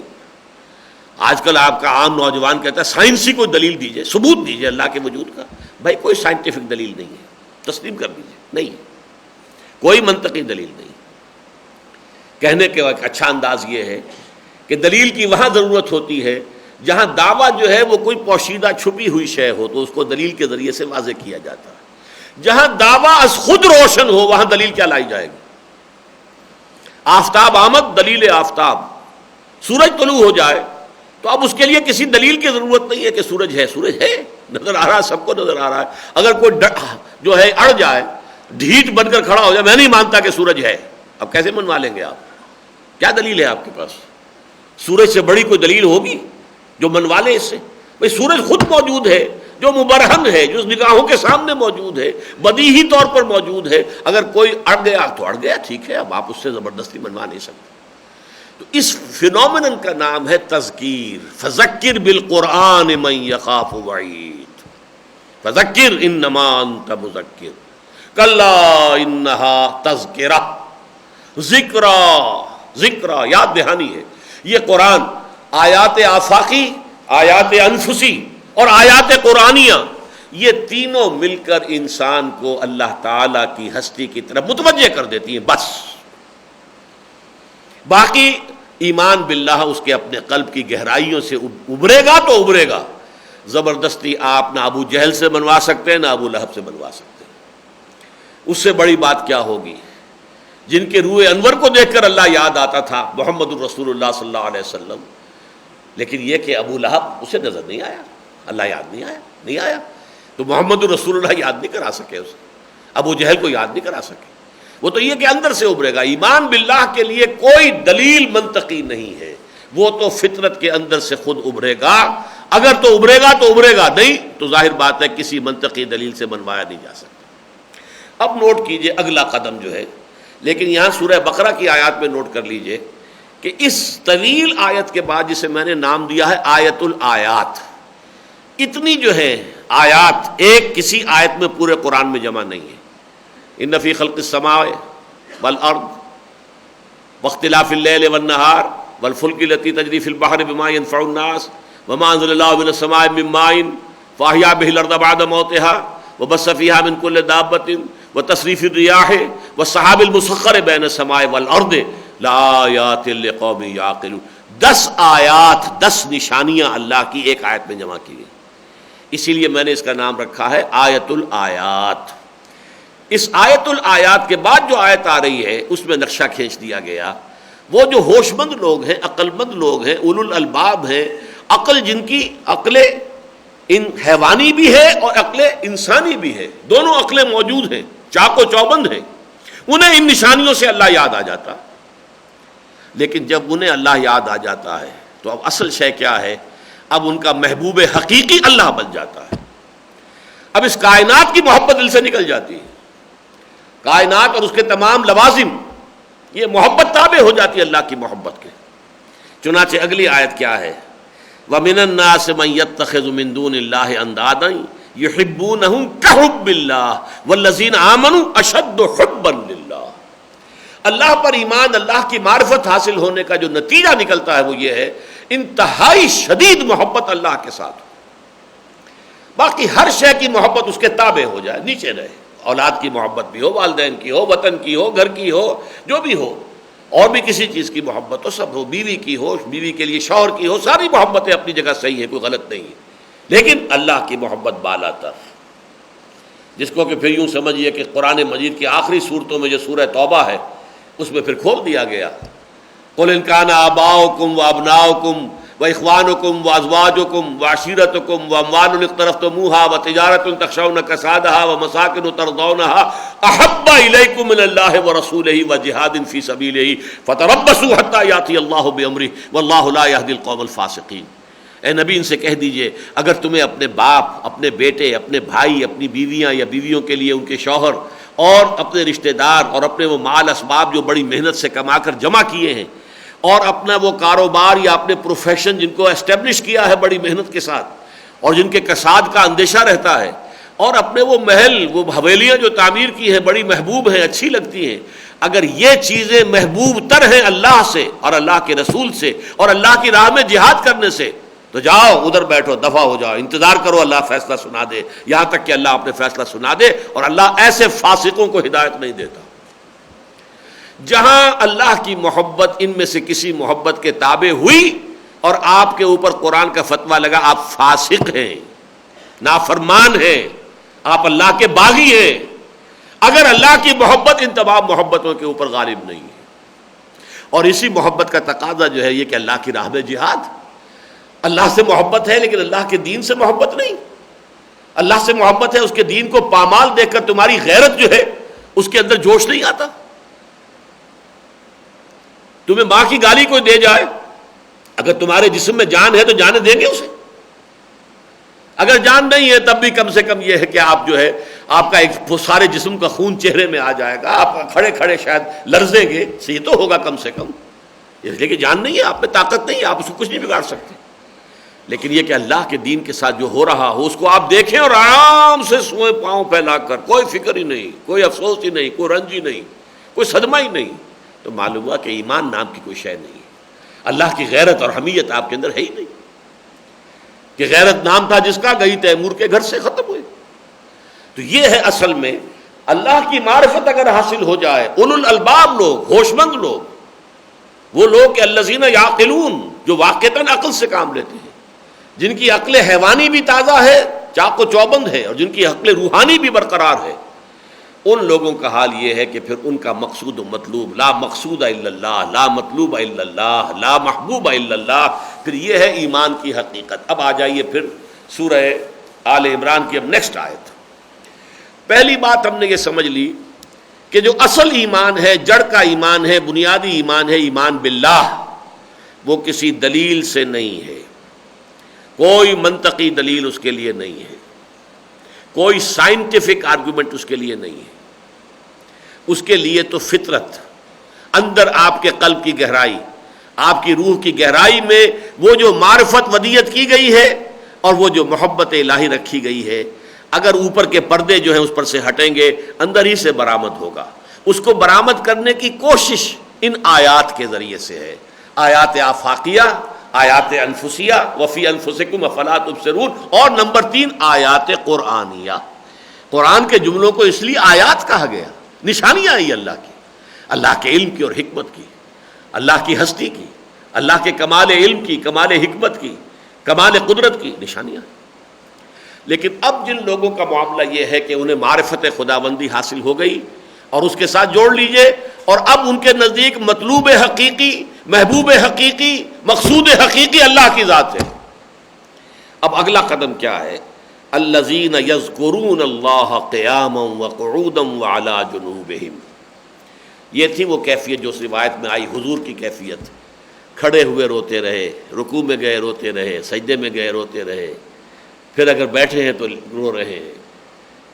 وہ لوگ جو اللہ کو یاد رکھتے ہیں، کھڑے ہوئے بھی، بیٹھے ہوئے بھی، اور اپنی کروٹوں کے بل بھی، لیٹے ہوئے بھی، یہ ہے دوام ذکر، ذکر کثیر جسے کہا گیا ہے۔ ذکر کثیر کیا ہے؟ ہر حال میں اللہ کو یاد رکھو، کام کوئی بھی کر رہے ہو لیکن دل اللہ کی طرف۔ پنجابی میں کہتے ہیں کہ ہتھ کارول دل یارول، اللہ کی طرف۔ آپ ہمارے ہاں تو یہ کہ خیر میں نے خود بھی اپنی ایک بزرگ جو ہے اپنے رشتے میں ان کو دیکھا ہے، وہ چکی پیستی تھیں اور قرآن پڑھتی تھیں۔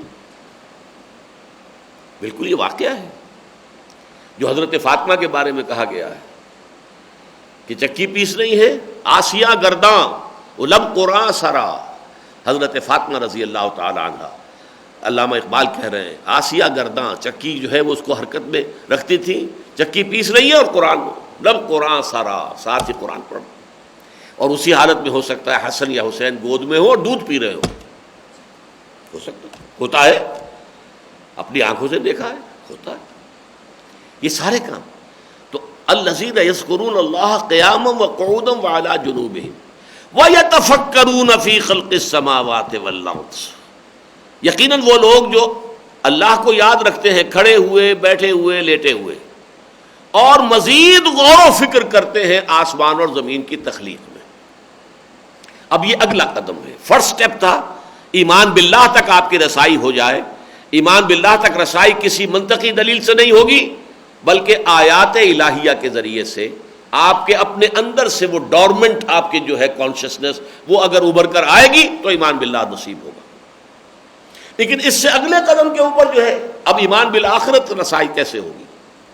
الذین یذکرون اللہ قیاما وقعودا وعلی جنوبہم ویتفکرون فی خلق السماوات والارض، اور وہ تفکر کرتے ہیں، غور و فکر کرتے ہیں، سوچ بچار کرتے ہیں، آسمان اور زمین کی تخلیق کے اندر ان کا غور و فکر جاری رہتا ہے۔ اس آیت کے حوالے سے ایک تو یہ سمجھ لیجئے کہ یہ ذکر اور فکر کو اس آیت میں جمع کیا گیا ہے۔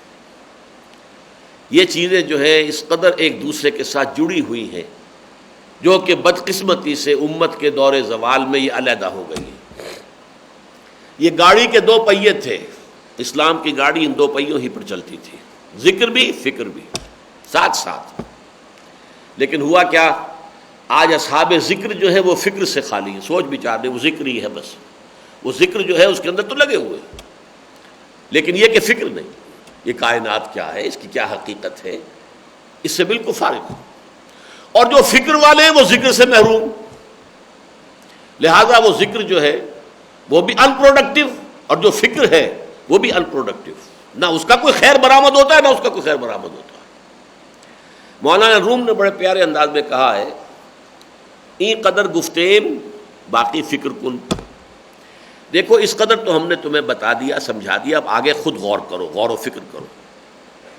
این قدر گفتیم باقی فکر کن، فکر اگر جامد بود راہ ذکر کن، اگر فکر میں کسی وقت جمود آ جائے، کہیں آپ کا فکر، آپ کی سوچ آ کر اڑ گئی کسی جگہ پر کہ وہ مسئلہ حل نہیں ہو رہا، آگے نہیں آپ بڑھ رہے، تو جاؤ ذکر کرو۔ وہ پہلا جو صغرا کبرا تم نے اب تک جو کچھ سیکھا تھا، جو کچھ سمجھا تھا، اسے دہراؤ دہراؤ دہراؤ، ذکر کرو ذکر کرو۔ الذین یذکرون اللہ قیاما وقعودا وعلی جنوبہم، تو یہ جو فکر کی گتھی الجھ گئی تھی یہ سلجھ جائے گی۔ ای قدر گفتیم باقی فکر کن، فکر اگر جامد بود رو ذکر کن، فکر آرد ذکر آرد فکر را در اہتزاز۔ اس ذکر کے ذریعے سے فکر کے اندر ایک جنبش پیدا ہوتی ہے، حرکت پیدا ہوتی ہے، وہ جمود جو آ گیا تھا جمود ٹوٹتا ہے۔ ذکر را خورشید نہیں افسردہ ساز، یہ تو سورج کے مانند ہے کہ جیسے یہ کہ پودے مرجھائے ہوئے سے ہوتے ہیں، سورج نکلتا ہے تو سب تر و تازہ ہو جاتے ہیں۔ خاص طور پر آپ کو معلوم ہے کہ یہ جو سورج مکھی کا پھول ہے مرجھایا ہوا ہوتا ہے، سورج نکلتا ہے تو کھل جاتا ہے اور اسی کی طرف اپنا رخ کر لیتا ہے، اور سارا دن پھر اسی کو فیس کرتا ہے۔ سورج مشرق میں تھا تو اس کا رخ مشرق میں ہے، جیسے جیسے وہ جا رہا ہے سورج کے رخ کے ساتھ، اور شام مغرب کی طرف رخ ہو گیا، سورج غروب ہوا اور وہ مرجھا گیا۔ گویا کہ اس کی زندگی جو ہے وہ سورج کے مواجہے میں، سورج کے فیس ٹو فیس رہنے کے اندر ہی اس کی جو ہے نشاط ہے، اس کی اللہ تعالیٰ کا مواجہہ۔ انی وجہت وجہیہ، جب آپ نماز کے لیے کھڑے ہوتے ہیں، میں نے اپنا رخ کر لیا ہے اللہ کی جانب، یہ مواجہہ ہے، آمنے سامنے ہو جانا، رو برو ہو جانا، رو در رو ہو جانا۔ تو اس کی سب سے بڑی پیاری مثال جو ہے عالم نباتات میں وہ سورج مکھی کا پھول ہے۔ الذین یذکرون اللہ قیاما وقعودا وعلی جنوبہم ویتفکرون فی خلق السماوات والارض. میں نے مولانا روم کے اشعار آپ کو سنا دیا، علامہ اقبال کے اشعار بھی ایسے ہی ہیں، بہت خوبصورت ہے. جزب قرآن زیغمی روباہی است، فقر قرآن اصل شاہن شاہی است. فقر قرآن اختلاط ذکر و فکر، فکر را کامل نہ دیدم جزب ذکر. قرآن مجید نے جو فقر انسان کو دیا ہے وہ ہے اصل شہنشاہی. بوریا نشین ہے کوئی شخص، لیکن فقر قرآن، فقر قرآن، قرآن کا سلوک، قرآن کا تصوف یوں سمجھیے، قرآن کا سلوک، قرآن کی معرفت. جزب قرآن زیغمی روباہی است. اگر قرآن نہیں ہے تو آپ شعر بھی ہیں تو لومڑی سے زیادہ آپ کی حقیقت نہیں ہے. اور فقر قرآن اصل شہنشاہی است، اصل شہنشاہی جو ہے تو فقر قرآن کے اندر ہے.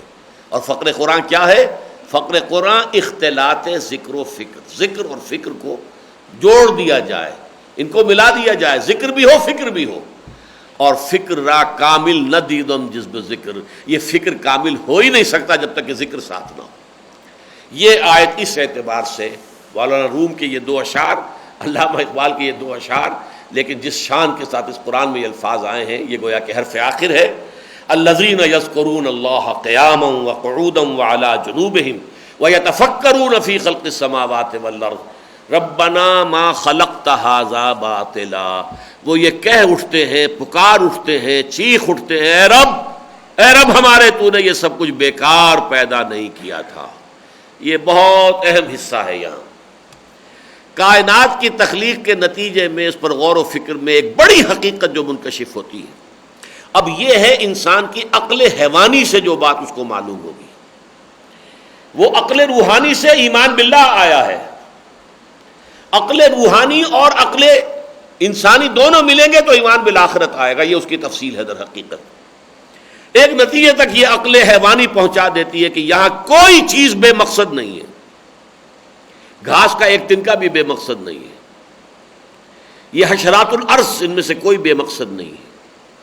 ہر ایک کوئی نہ کوئی، یہ جو گرینڈ سکیم آف تھنگز ہے، یہ جو کائنات کی تخلیق ہے، زمین کا یہ پورا نظام، ہر شے اس میں کنٹریبیوٹ کر رہی ہے. کہیں نہ کہیں اس کی افادیت کا پہلو ہے.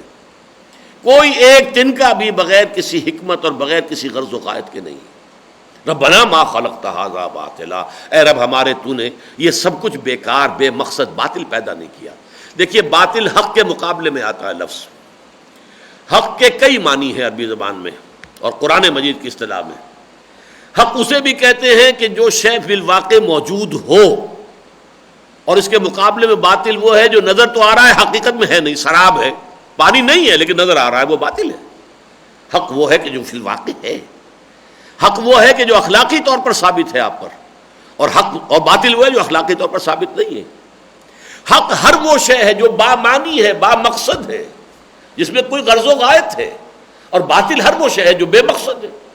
اسی بے مقصد کے لیے لفظ قرآن مجید میں عبث بھی آیا ہے. افحسبتم انما خلقناکم عبثا وانکم الینا لا ترجعون. کیا تم نے یہ سمجھا تھا کہ ہم نے تمہیں بیکار، بے مقصد، بغیر کسی غرض و غایت کے پیدا کیا اور تم ہماری طرف لوٹائے نہیں جاؤ گے؟ فتعال اللہ الملک الحق لا الہ الا هو رب العرش الکریم. اللہ بہت بالا برتر ہے، بہت اعلیٰ ہے، عرفہ ہے تمہارے اس گمان سے کہ وہ کوئی کام بے مقصد کرے گا، بے معنی کرے گا. وہ تو ملک الحق ہے، بادشاہ حقیقی ہے. یہ ہے تصور در حقیقت کہ انسان اس کائنات میں غور کرے. یہ پوری سائنس کیا ہے، آج ہمیں ہر شے کی حقیقت یہ بتا رہی ہے. جتنا سائنس کا علم بڑھتا جا رہا ہے، ہر شے جو ہے اس کارخانہ قدرت میں کوئی شے بیکار نہیں ہے.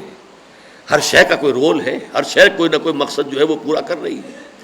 چھوٹے سے چھوٹا پرزہ بھی کوئی بڑی سے بڑی مشین کے اندر ہو سکتا ہے، چھوٹے سے چھوٹا پرزہ اہم ترین ہو.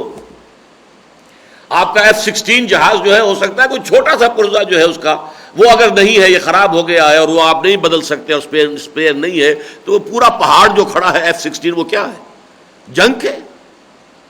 کباڑی کے ہاں لے جائیے اس کو، بیکار ہے. تو ہر شے اس کائنات کے اندر بامانی ہے، نتیجہ خیز ہے. سبحانک، اے اللہ تو پاک ہے اس سے. تیری ہستی کے بارے میں یہ گمان کرنا کہ تو عبث کوئی کام کرے گا، بیکار کرے گا، بے مقصد پیدا کرے گا، یہ گویا کہ تیری ذات کے اوپر بہت بڑی تہمت ہے، تیری بہت بڑی توہین ہے، تیری شان میں بہت بڑی گستاخی ہے۔ تو پاک ہے، اعلیٰ ہے، عرفہ ہے اس سے کہ تیرے بارے میں یہ گمان کیا جائے کہ تو کوئی ایسی شے بھی پیدا کرے گا کہ جو بے مقصد ہو۔ فقنا عذاب النار، تو اے رب ہمارے، ہمیں آگ کے عذاب سے بچا لیجو۔ یہاں ذرا گیپ ہے جسے قرآن مجید کے دوسرے حوالوں سے سمجھنا ہوگا۔ گیپ کیا ہے؟ انسان جب اپنی فطرت میں غور کرتا ہے تو جیسے میں نے عرض کیا، اس فطرت کے اندر ایمان باللہ ڈورمنٹ موجود ہے، معرفت ربانی موجود ہے، ایک اور شے بھی موجود ہے، وہ بھی اگر کوئی شخص خود جھانکے گا اپنے اندر اور نظر آئے گی تو نظر آئے گی، میں منوا نہیں سکتا کسی سے، اس لیے کہ یہ بھی فطرت کی بات ہے۔ اور وہ کیا ہے کہ ہر انسان بائی ہز ویری نیچر، اپنی فطرت سے یہ واقف ہے اس بات سے کہ یہ اچھائی ہے، یہ برائی ہے، یہ خرابی ہے، یہ اچھائی ہے، یہ خیر ہے، یہ شر ہے، جھوٹ بولنا برا ہے، سچ بولنا اچھا ہے، وعدہ وفا کرنا اچھا ہے، وعدہ خلافی کرنا برا ہے، والدین کی خدمت اچھائی ہے، والدین کے خلاف اور والدین کو ستانا برائی ہے، کون نہیں مانتا؟ پڑوسی کو آرام میں رکھنا یہ بھلائی ہے، اور پڑوسی کو پریشان کیے رکھنا بہت بڑی برائی ہے، کون نہیں جانتا؟ یہ جو مورل لا میں نے ابھی آپ کو سنایا تھا، یہ جو کانٹ کا دی اسٹاری ہیونز ابو، یہ آسمان جو بھرا ہوا ہے ستاروں سے، یہ کچھ سرگوشیاں کرتا ہے فطرت انسانی کے اندر، کوئی معشوق ہے اس پردہ زنگاری میں، چرخ کو کب یہ سلیقہ ہے ستمگاری میں، کوئی ہے جو چھپا ہوا ہے یہاں۔ تو یہ جو چھپی ہوئی ہستی ہے ذات باری تعالیٰ، اس کے لیے یہ علامات ہیں، یہ نشانیاں ہیں، یہ آیات ہیں۔ اسی طریقے سے تمہارے اندر ہے ایک شے، اور وہ ہے moral law, the moral law with in. انسان جانتا ہے کہ یہ خیر ہے، یہ شر ہے، یہ اچھائی ہے، یہ برائی ہے، یہ بھلائی ہے، یہ برائی ہے، یہ گڈ ہے، یہ ایول ہے۔ لیکن اب دوسرا مشاہدہ اسے ہوتا ہے اس عقل حیوانی کے ذریعے سے، اس دنیا میں اس کے نتائج جو نکلتے ہیں وہ بسا اوقات الٹے نکلتے ہیں۔ منطق تو یہ چاہتی ہے کہ گندم از گندم بے رویت، جو سے جو، گندم سے گندم پیدا ہونی چاہیے، جو سے جو پیدا ہونا چاہیے، لیکن یہاں ہم دیکھتے ہیں نیکوکاروں کے لیے فقر ہے، فاقہ ہے، مصیبت ہے، تکلیف ہے، رشوت نہیں لیتے تو 2 وقت کی روٹی جو ہے وہ بھی مشکل ہو گئی ہے، جو اللے تللے کر رہے ہیں رشوتیں لے رہے ہیں، غبن کر رہے ہیں، خیانت کر رہے ہیں، بددیانتیاں کر رہے ہیں، ان کے لیے عیش ہے۔ ان کے بچے جو امریکن سکول میں پڑھ رہے ہیں، وہاں پڑھ رہے ہیں، ان کی تعلیم باہر ہو رہی ہے، ان کے کیریئرز اونچے، بڑے روشن کیریئر ان کے نگاہوں کے سامنے ہیں، اور کوئی شخص اللہ تعالیٰ کے لیے، اللہ کے دین کے لیے اپنی زندگی وقف کر دے، اس کے لیے 2 وقت کی سوکھی روٹی بھی آسان نہیں۔ یہ کیا ہے معاملہ؟ خیر کا خیر نتیجہ نکلنا چاہیے، شر کا شر، گندم از گندم بے رویت، جو سے جو، لیکن یہاں نہیں نکل رہا۔ لہذا کوئی اور زندگی ہونی چاہیے جس کے نوامیس، جس کے قوانین اس دنیا سے مختلف ہو۔ یہاں فزیکل لا جو ہے وہ پوری طرح آپریٹو ہے، 100% آپریٹو ہے۔ آپ اگر زبان کے اوپر انگارہ رکھیں گے زبان جل جائے گی، لیکن آپ جھوٹ بولیں گے کچھ بھی نہیں ہوگا، زبان پہ چھالا بھی نہیں نکلے گا،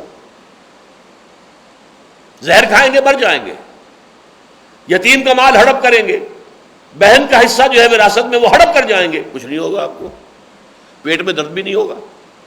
moral law is not operative in this world. Physical law is 100% operative. Moral law is not operative. ایک اور زندگی ہونی چاہیے، ایک اور عالم ہونا چاہیے جس میں کہ یہ مورل لا اپنی پوری شان کے ساتھ ظاہر ہو، نیکوکاروں کو ان کو نیکی کاری کا پورا بدلہ مل جائے، بدکاروں کو ان کی بدکاری کی پوری سزا مل جائے۔ دیکھیے دنیا میں آپ سزا دینا بھی چاہیں تو کیا دیں گے؟ یہ مثالیں میں نے بارہا دی ہیں، آج پھر دے رہا ہوں۔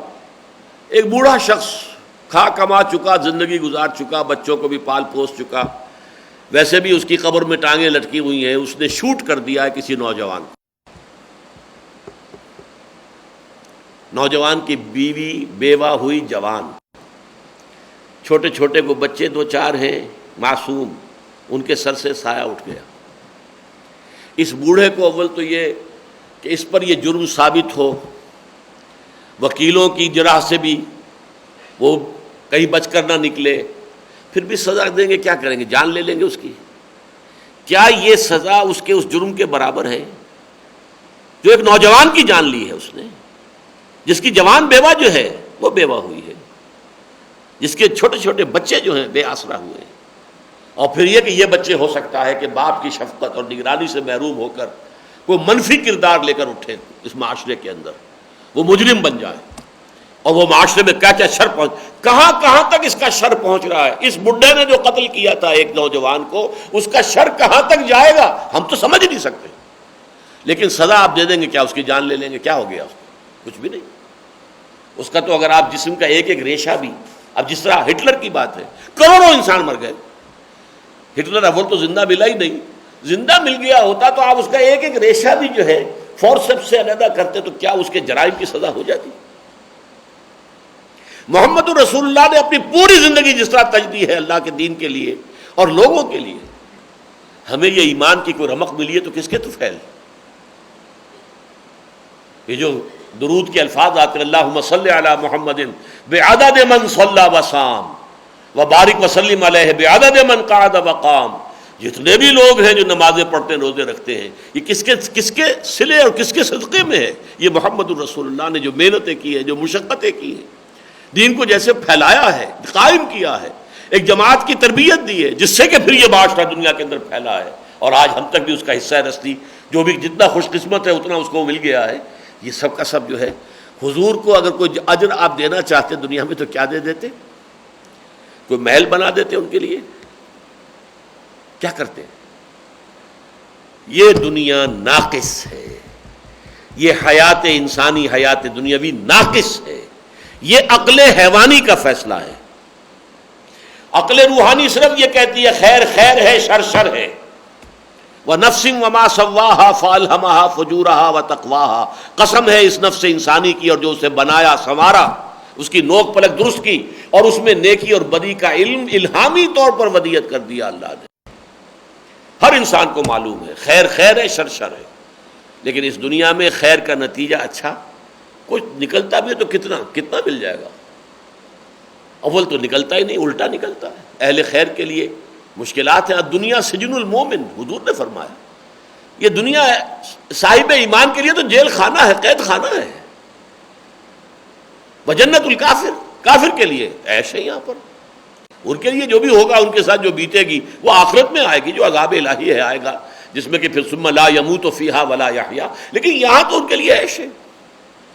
الدنیا سجن المومن و جنت الکافر، لہذا ایک دوسری زندگی ہونی ضروری ہے، اور اس زندگی میں یقیناً بدکاروں کو ان کی بدکاری کا پورا صلہ ملے گا۔ جہنم فقنا عذاب النار، یہاں آ کر وہ بات ختم ہوتی ہے۔ یہ گیپ جو تھا یہ میں نے قرآن کے دوسرے مقامات سے، یہی وجہ ہے کہ سورہ قیامہ میں، یہ بھی ہمارے منتخب نصاب کا درس ہے، یہ بھی ہمارے منتخب نصاب کا درس ہے، بہت اہم ایمان کی بحث میں بڑا بنیادی سبق جو ہے وہ یہی ہے کہ وہاں جو قسم کھائی گئی، لا اقسم بیوم القیامہ ولا اقسم بالنفس اللوامہ، نہیں میں قسم کھاتا ہوں قیامت کے دن کی، تمہیں شک ہے قیامت کے واقع ہونے میں، اور میں قسم کھاتا ہوں قیامت کے دن کی۔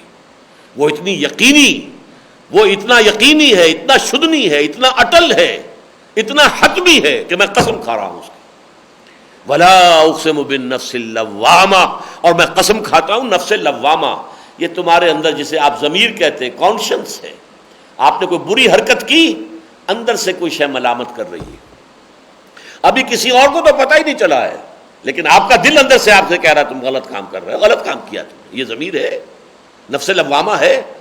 آخر آپ کیوں کہتے ہیں کانشنس؟ مائی کانشنس از بائٹنگ می، میرا ضمیر مجھے جو ہے کاٹ رہا ہے اندر سے۔ کیوں؟ کوئی شے ہے اس کے اندر، معلوم ہے کہ ایک شر ہے، جبکہ وہ شر کا ارتکاب کر رہا ہے اس وقت بھی اس کے اندر کوئی شے اسے بتا رہی ہے کہ دیکھو تم نے غلط کام کیا۔ تو یہ نفس لوامہ گویا کہ خیر اور شر کا علم، یہ امتیاز، یہ تمیز، یہ فطرت میں ہے۔ یہ فطرت کے بدیہیات میں سے ہے. جیسے اللہ کی معرفت، اللہ کی محبت فطرت میں تھی.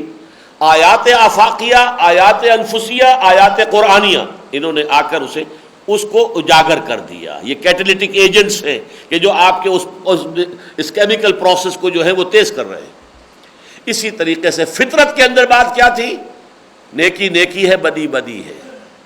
اب آج کی دنیا میں تو لوگ کہہ دیتے ہیں کوئی نیکی ویکی نہیں، کوئی بدی نہیں، یہ سب ہمارے کچھ ذہن کے تراشیدہ خیالات ہیں. انگریزی کا تو ایک قول آپ نے بہت سنا ہوگا، nothing is good or bad, only thinking makes it so. لیکن نہیں، حقیقت یہ نہیں ہے. بہت بڑا دھوکہ ہے، بہت بڑا فریب ہے، بہت بڑی گمراہی ہے. نیکی نیکی ہے، بدی بدی ہے، خیر خیر ہے، شر شر ہے. یہ مورل لا ہے، یہ مستقل ہے، اس میں کوئی تبدیلی ممکن نہیں. یہ جو مورل لا جس کو کانٹ نے کہا the moral law within and the starry heavens above, تو یہ مورل لا جو ہے یہ فطرت کی بات ہو گئی. اور عقل حیوانی نے یہ بتایا کہ اس کائنات میں کوئی شے بے مقصد نہیں ہے، بے نتیجہ نہیں ہے. اب اگر آخرت نہیں ہے تو پھر یہ حس جو ہے ہماری اخلاقی ہے تو بے نتیجہ ہوئی، یہ بیکار ہوئی، یہ خام خواہ، اس کا کوئی نتیجہ نہیں نکلا. نہیں، نتیجہ نکلے گا. وہ یوم الدین آ کر رہے گا، خیر کی جزا ملے گی، شر کی سزا ملے گی. زندگی اتنی طویل ہوگی کہ جہاں جہاں تک تمہارے شر کے اثرات پہنچے تھے اس کا سب کا حساب کتاب تمہارے اوپر لے لیا جائے گا. اور جہاں جہاں تک تمہارے وہ صدقات جاریہ، تم نے کوئی خیر کے کام شروع کیے تھے، جہاں جہاں تک نسل بعد نسل اس کے اثرات پہنچیں گے، ان سب کا کریڈٹ تمہیں دیا جائے گا. زندگی اتنی طویل ہوگی، موت آ کر اس سلسلے کو منقطع نہیں کرے گی، بلکہ ابد الآباد تک. وَإِنَّهَا لَجَنَّةٌ أَبَدًا أَوْ لَنَارٌ أَبَدًا، یا وہ آگ ہے ہمیشہ ہمیش کے لیے اور یا جنت ہے ہمیشہ ہمیش کے لیے. یہ ہے قرآن کا سنتھسس. ایمان باللہ کے بعد ایمان بالآخرہ.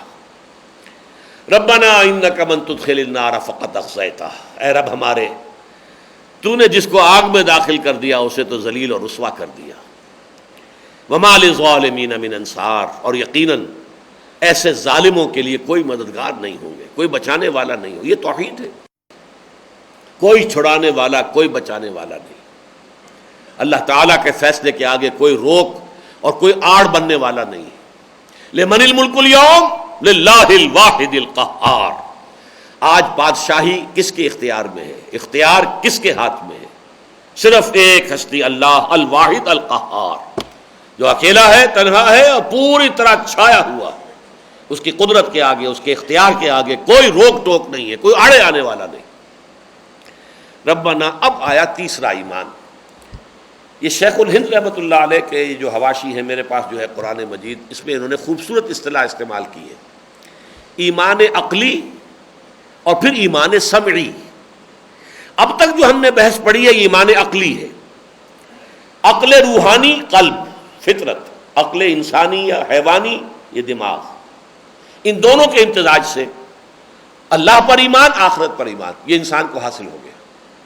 یہ چیزیں جب حاصل ہو جاتی ہے کسی انسان کو جو سلیم الفطرت ہے، سلیم العقل ہے، اس کی یہ عقل بھی سلیم ہے، سالم ہے، محفوظ ہے، پرورٹڈ نہیں ہے، اور یہ عقل بھی صحیح ہے، درست ہے، ایک سیدھے ایک لاجیکل انداز میں غور و فکر کر کے نتائج اخذ کر سکتی ہے. ان دونوں کے نتیجے میں ایمان باللہ نمبر 1 اور پھر ایمان بالآخرہ یا ایمان بالمعاد، یہاں تک پہنچ گئے. اب ایسے لوگ جو یہ عقل کی وادیاں طے کر چکے ہوں، دیکھیے مجھے یاد آ گیا اچانک اقبال کا شعر، خرد کی گتھیاں سلجھا چکا میں، میرے مولا مجھے صاحب جنو کر. پہلا مصرع ذہن میں رکھیے، خرد کی گتھیاں جنہوں نے سلجھا لی، وہ سلیم الفطرت انسان جس نے اس کائنات کے گوشے گوشے سے جو گواہیاں مل رہی ہیں، جو شہادتیں مل رہی ہیں، ان کو ان سے اور قلب کی گہرائیوں میں جو اللہ تعالیٰ کی ایک معرفت موجود تھی اس کے حوالے سے اللہ کو پہچان لیا. پھر نیکی اور بدی کی کا امتیاز جو قلب کے اندر ہے، جو فطرت میں ہے، اس کے حوالے سے، اور یہ کہ یہاں کوئی شے بے نتیجہ نہیں ہے، انہوں نے آخرت کو پہچان لیا. ایسے شخص کے کانوں میں جب کسی نبی کی آواز آتی ہے وہ ایسے والہانہ لپکتا ہے کہ اسے کوئی دلیل کی ضرورت نہیں. جیسا کہ میں نے شروع میں عرض کیا تھا، صدیقین یہ ہے ایمان سمعی. اب انہوں نے سنا اب تک ایمان عقلی تھا، ان فی خلق السماوات والارض واختلاف اللیل والنہار لآیات لأولی الالباب، ہوش مند الذین یعقلون، یہ ان کا ایمان عقلی ہے۔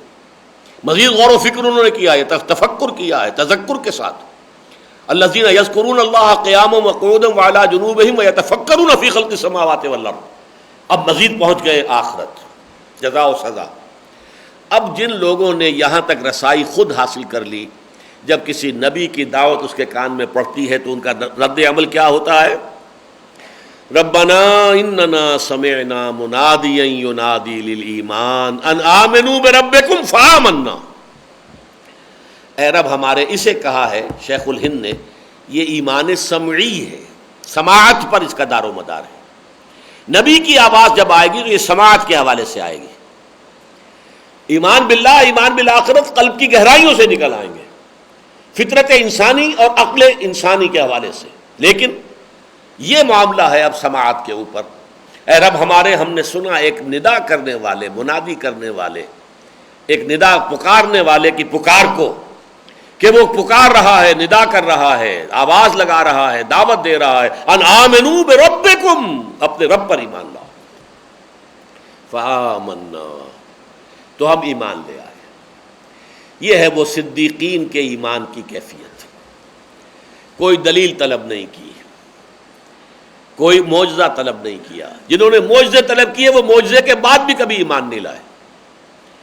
قوم سمود کو وہ معجزہ دیا گیا جو انہوں نے مطالبہ کیا تھا، لیکن ایمان نہیں لائے۔ عظیم ترین معجزے حضرت موسیٰ علیہ السلام کے 9 معجزے آل فرعون نے دیکھے، ایمان نہیں لائے۔ حضرت عیسیٰ کے تو معجزے جو ہیں انتہا کے ہیں، جن سے آگے کا کوئی حصی معجزہ ہو ہی نہیں سکتا، لیکن نہیں، ایمان نہیں لائے۔ لوگوں کے جوں نہیں دیں گی، کہا جادو ہے، سحر، جادو ہے۔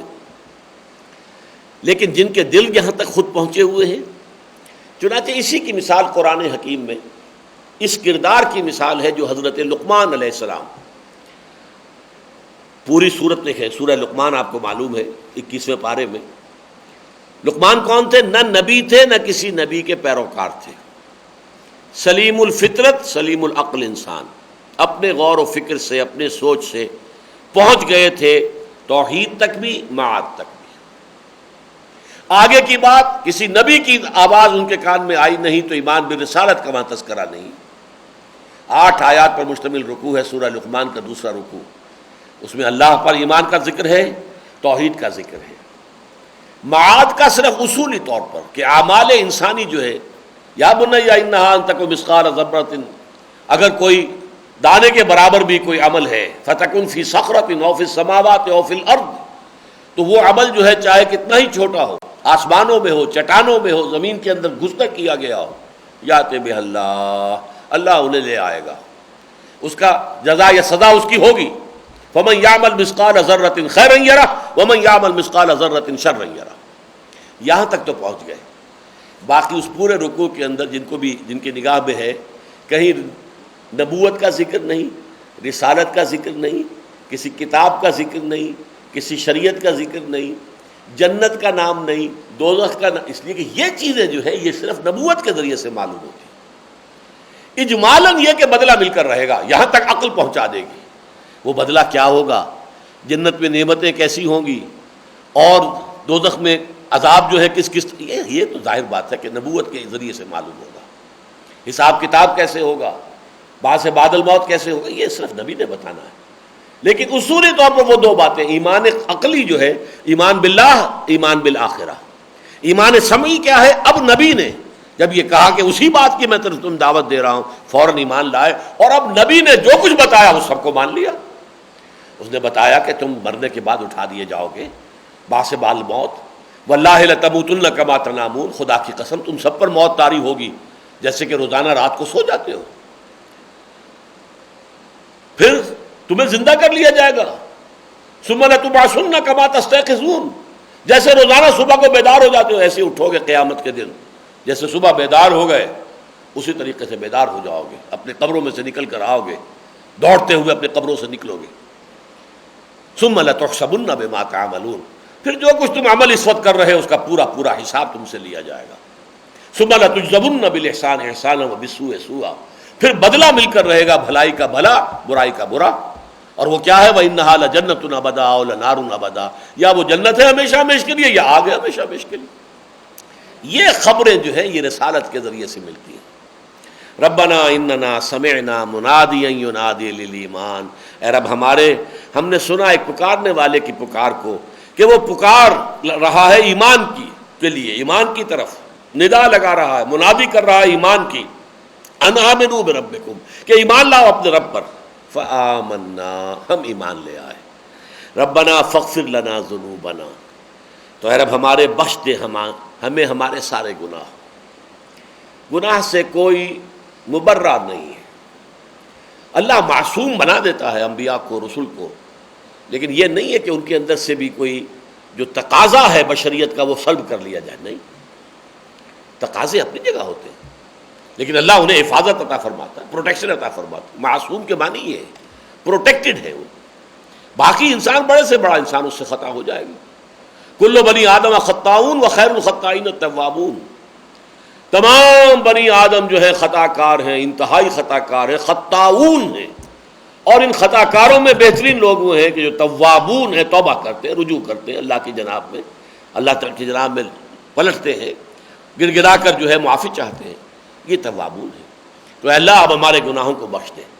ایک تو یہ کہ ایمان لانے سے پہلے کی زندگی ہماری جو غفلت میں تھی، اس میں جو کوئی بھی غلط کام ہو گئے ہیں، اللہ ان کو بخش دے، ہمارے نامہ اعمال کے ان دھبوں کو دھو دے. اور یہ بات ہے، حدیث میں آئی ہے کہ 3 عمل ایسے ہیں کہ جن سے انسان کی زندگی، سابقہ زندگی کے سارے گناہ معاف ہو جاتے ہیں. ایک، جو شخص کفر سے ایمان میں آ گیا، اسلام لے آیا. اب ظاہر بات ہے جو کفر کی زندگی میں تھا تو اس کی جو غفلت کی زندگی تھی، اللہ سے دوری کی زندگی تھی، اس کے اندر جو بھی اس نے گناہ کیے سب معاف. دوسرے، جس نے ہجرت کی خالص اللہ کی رضا جوئی کے لیے اور اللہ کے دین کے غلبے کی جد و جہد کا تقاضا سمجھ کر اپنے اہل و عیال، گھر بار کو چھوڑ کر وہ نکلا اور چلا گیا تاکہ اللہ کے دین کی نصرت کے لیے جہاں بھی جا کر محنت کر سکے اور جہاں ضروری ہو وہاں پہنچے. یہ ہجرت جو ہے یہ بھی ایسی شے ہے کہ جو سابقہ زندگی کے سارے گناہوں کو کفارہ بن جاتی ہے. تیسری شے ہے، اس میں عموم ہے، اور وہ ہے حج مبرور، وہ حج جو اللہ کے ہاں قبول ہو گیا ہو. ویسے یہ کہ حج کرنے والے تو بہت ہیں، لیکن حج مبرور کن کا ہے، کتنوں کا ہے، یہ اللہ ہی بہتر جانتا ہے. وہ حج حلال کی کمائی سے ہو، حرام سے نہ ہو، یا یہ کہ اگر حرام کا تھا بھی معاملہ تو توبہ کر کے، توبۃ النصوحہ، بالکل خالص توبہ کرنے کے بعد پھر حج کے سفر کا ارادہ کرے. انسان پکا ارادہ کر لے کہ آئندہ جو ہے وہ کوئی غلط کام نہیں کروں. اور پھر یہ کہ حج کے تمام جو بھی ہے شرائط اور آداب اس کے ساتھ ان کو ادا کیا جائے. حج مبرور اگر ہے تو وہ بھی پھر سابقہ گناہ جو ہے جتنے ان کا وہ ایک کفارہ بن جاتا ہے. ربنا فاغفر لنا ذنوبنا، بس ہے ہمارے رب ہمارے لیے بخش دے، معاف فرما دے ہماری کوتاہیوں کو، ہمارے گناہوں کو. وکفر عنا سیئاتنا، اور دور کر دے ہم سے ہماری برائیاں. کفر کے لفظی معنی جو ہے چھپا دینے کے بھی ہے، ڈھانپ دینا، چھپا دینا. اس کے دونوں مفہوم ہیں. ایک تو ہمارے نامہ اعمال میں اس وقت تک جو سیاہی ہے اسے دھو دے، اور یہ کہ ہمارے دامن اخلاق میں جو دھبے لگے ہوئے ہیں اللہ انہیں دھو دے. یعنی ہماری کوئی عادتیں بری ہیں، کوئی غلط ہم کام کرتے ہیں اور وہ ہماری ایک طبیعت ثانیہ بن گئی ہو فرض کیجئے. اب اے اللہ تو تیرے ہی فضل و کرم سے ہمیں توقع ہے، ہمارا ارادہ ہے، ہم دوبارہ انشاءاللہ وہ حرکت نہیں کریں گے پروردگار، ہمارا ارادہ ہے، عزم ہے، لیکن یہ کہ اس کے لیے ہمیں تیری مدد درکار ہے. یہی ربط و تعلق ہے سورہ فاتحہ کی مرکزی آیت کا، ایاک نعبد و ایاک نستعین. اے رب ہم وعدہ کرتے ہیں کہ تیری ہی بندگی کریں گے، لیکن اس کے لیے ہمیں تیری مدد کی ضرورت ہے. ایاک نستعین، ہمیں یہ معلوم ہے کہ ہم صرف اپنے بل بوتے پر، اپنی طاقت کے اوپر صراط مستقیم پر نہیں چل سکتے. صراط مستقیم کی ہدایت تو دے، ہمیں انگلی پکڑ کر چلا. اهدنا الصراط المستقیم صراط الذین انعمت علیہم غیر المغضوب علیہم ولا الضالین. تو ربنا فاغفر لنا ذنوبنا وکفر عنا سیئاتنا وتوفنا مع الابرار، اور ہمارا خاتمہ کیجو اپنے نیکوکار بندوں کے ساتھ. ابرار، بر کہتے ہیں، بر نیکی، یہ ہم پڑھ چکے ہیں سورہ بقرہ میں، لیس البر ان تولوا وجوہکم قبل المشرق والمغرب. یہ جو ہے آیہ بر، یہ بھی سورہ بقرہ کی عظیم ترین آیات میں سے ہے. بر کہتے ہیں وفادار انسان کو، جو بھی اس کے فرائض ہیں، جو تقاضے ہیں اللہ کے دین کے، ان کو پورا کر رہا ہو۔ ابرار اس کی جمع ہے۔ تو ابرار جو ہے تیرے بندے نیکوکار، جنہوں نے تیری وفاداری کا حق ادا کر دیا، اے اللہ وہ کہ جن کو تو تسلیم کرتا ہے کہ انہوں نے تیری بندگی کا اور تیری وفاداری کا حق ادا کیا ہے۔ پروردگار ہمارا خاتمہ ان کے ساتھ کیجو، ہمیں ان کے ساتھ شامل کر دیجو۔ ہماری کوتاہیاں جب بخش دے گا، ہمارے گناہوں سے جب درگزر فرما دے گا، تو پھر ہمارا ان لوگوں کے ساتھ ان کے زمرے میں داخل ہونے کا امکان پیدا ہو جائے گا جو تیرے نیکوکار بندے ہیں، اور وہ بندے ہیں کہ جنہوں نے وفاداری کا حق ادا کر دیا ہے۔ ربنا وآتنا ما وعدتنا علی رسلک، اور اے رب ہمارے، ہمیں عطا کیجو وہ سب کچھ جس کا تو نے وعدہ کیا ہے ہم سے اپنے رسولوں کے ذریعے۔ اب دیکھیے بڑا پیارا انداز ہے، اللہ نے براہ راست مجھ سے کوئی وعدہ نہیں کیا ہے۔ مجھ سے جو وعدے کیے ہیں وہ قرآن میں ہیں، اگر تم یہ کرو گے تو ہم یہ دیں گے، نیکی کا راستہ اختیار کرو گے تو یہ جنت ہم نے تمہارے لیے تیار کی ہوئی ہے۔ یہ وعدے قرآن میں ہیں، قرآن محمد پر نازل ہوا ہے۔ تو یہ وعدے اللہ نے کیے ہیں اپنے نیک بندوں سے رسول اللہ کے واسطے سے۔ یہ ہے ترتیب یہاں پر، ربنا وآتنا ما وعدتنا علی رسلک، اے رب ہمیں وہ سب کچھ عطا فرمائیو جس کا کہ تو نے ہم سے وعدہ کیا ہے اپنے رسولوں کے ذریعے۔ گویا کہ تمام کتابوں کے اندر جو بھی تیرے وعدے آئے ہیں اپنے نیکوکار بندوں کے ساتھ، جو تیرے مقبول ہوں، بارگاہ خداوندی کے جو مقبولین ہوں، ان کے ساتھ ہمارا حشر کیجو، اور یہ کہ جو کچھ تو نے ان کے ساتھ وعدے کیے وہ ہمیں ساری چیزیں دیجو۔ ربنا وآتنا ما وعدتنا علی رسلک ولا تخزنا یوم القیامہ، اور اے رب ہمارے، ہمیں رسوا نہ کیجو قیامت کے دن۔ یہ رسوائی قیامت کی تو بہت بڑی ہے، رسوائی دنیا کی بھی بہت بری ہے۔ اللہم اجرنا من خزی الدنیا وعذاب الآخرہ، اے اللہ ہمیں دنیا کی رسوائی سے بھی بچا، اپنی پناہ میں لے لے، اور آخرت کے عذاب سے بھی ہمیں اپنی پناہ میں لے لے، ہمیں بچا لے۔ تو خزی الدنیا اور عذاب الآخرہ، یہاں پر یہ لا تخزنا یوم القیامہ، قیامت کے دن ہمیں رسوا نہ کیجو۔ ہماری کوتاہیاں ہوں، بہت سے لوگوں کا اللہ تعالیٰ حساب پوشیدگی میں لیں گے، ان کی اگر کوئی غلط حرکتیں ہیں اسے تشتزبام نہیں کریں گے، ان کا اعلان عام نہیں کریں گے۔ جیسے ان کیمرہ ہو جاتی ہے کوئی ہیئرنگ، ایسی ہیئرنگ ہو جائے گی کہ لوگوں کے علم میں نہ آئے کہ ان کے اندر کیا کیا تھے۔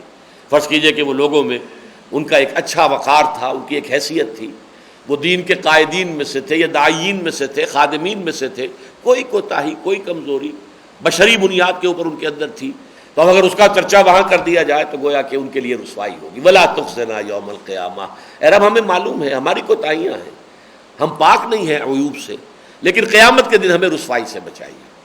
یعنی اگر ہمارا حساب کتاب لینا بھی، علامہ اقبال نے تو بڑے عجیب انداز میں اس کی اللہ سے مناجات کی ہے، تو غنی از ہر دو عالم من فقیر، روز محشر عذرہا از من پذیر۔ اے اللہ تو دو عالم سے غنی ہے، تجھے کسی کی نیکی سے کوئی فائدہ نہیں، کسی کی برائی سے کوئی تیرا نقصان نہیں۔ تو غنی از ہر دو عالم من فقیر، میں فقیر ہوں۔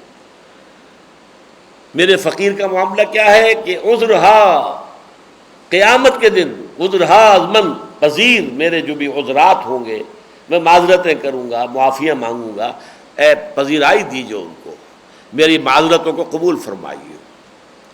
ور حساب رات بینی ناگزیر، اور اگر میرا حساب کتاب کھولنا ہی ہو، ناگزیر ہی ہو میرا حساب، میرا جو اعمال نامہ ہے، از نگاہ مصطفیٰ پنہا بگیر، محمد صلی اللہ علیہ وسلم کی نگاہوں سے پنہا، میں اس کی نگاہوں، آپ کی نگاہوں میں شرمندہ نہ ہو جاؤں۔ تجھ پر تو ہر چیز آیا ہے، تجھے سب معلوم ہے میرے اندر کیا ہے کیا نہیں ہے، کیا خرابی ہے، بس سب تیرے علم میں تو ہے، لیکن میں محمد کے سامنے جو ہے شرمسار نہیں ہونا چاہتا۔ ور حساب رات بینی ناگزیر، از نگاہ مصطفیٰ پنہا بگیر، ذرا خفیہ حضور کی نگاہوں سے خفیہ رکھتے ہوئے میرا حساب لے لیجیے جو لینا ہے۔ تو ویسے ہے اس میں بہت سے، اللہ تعالیٰ نے اس حضور نے خبر دی ہے کہ میری امت کے ایک متوکلین ہیں، اللہ پر توکل کرتے ہیں، نہ وہ کوئی جھاڑ پھونک کرتے ہیں نہ کراتے ہیں، لا یرقون ولا یرقون ولا یسترقون، وہ نہیں کرتے، لیکن یہ کہ ان کا حساب کتاب ہی نہیں ہوگا، بلا حساب جنت میں جائیں گے۔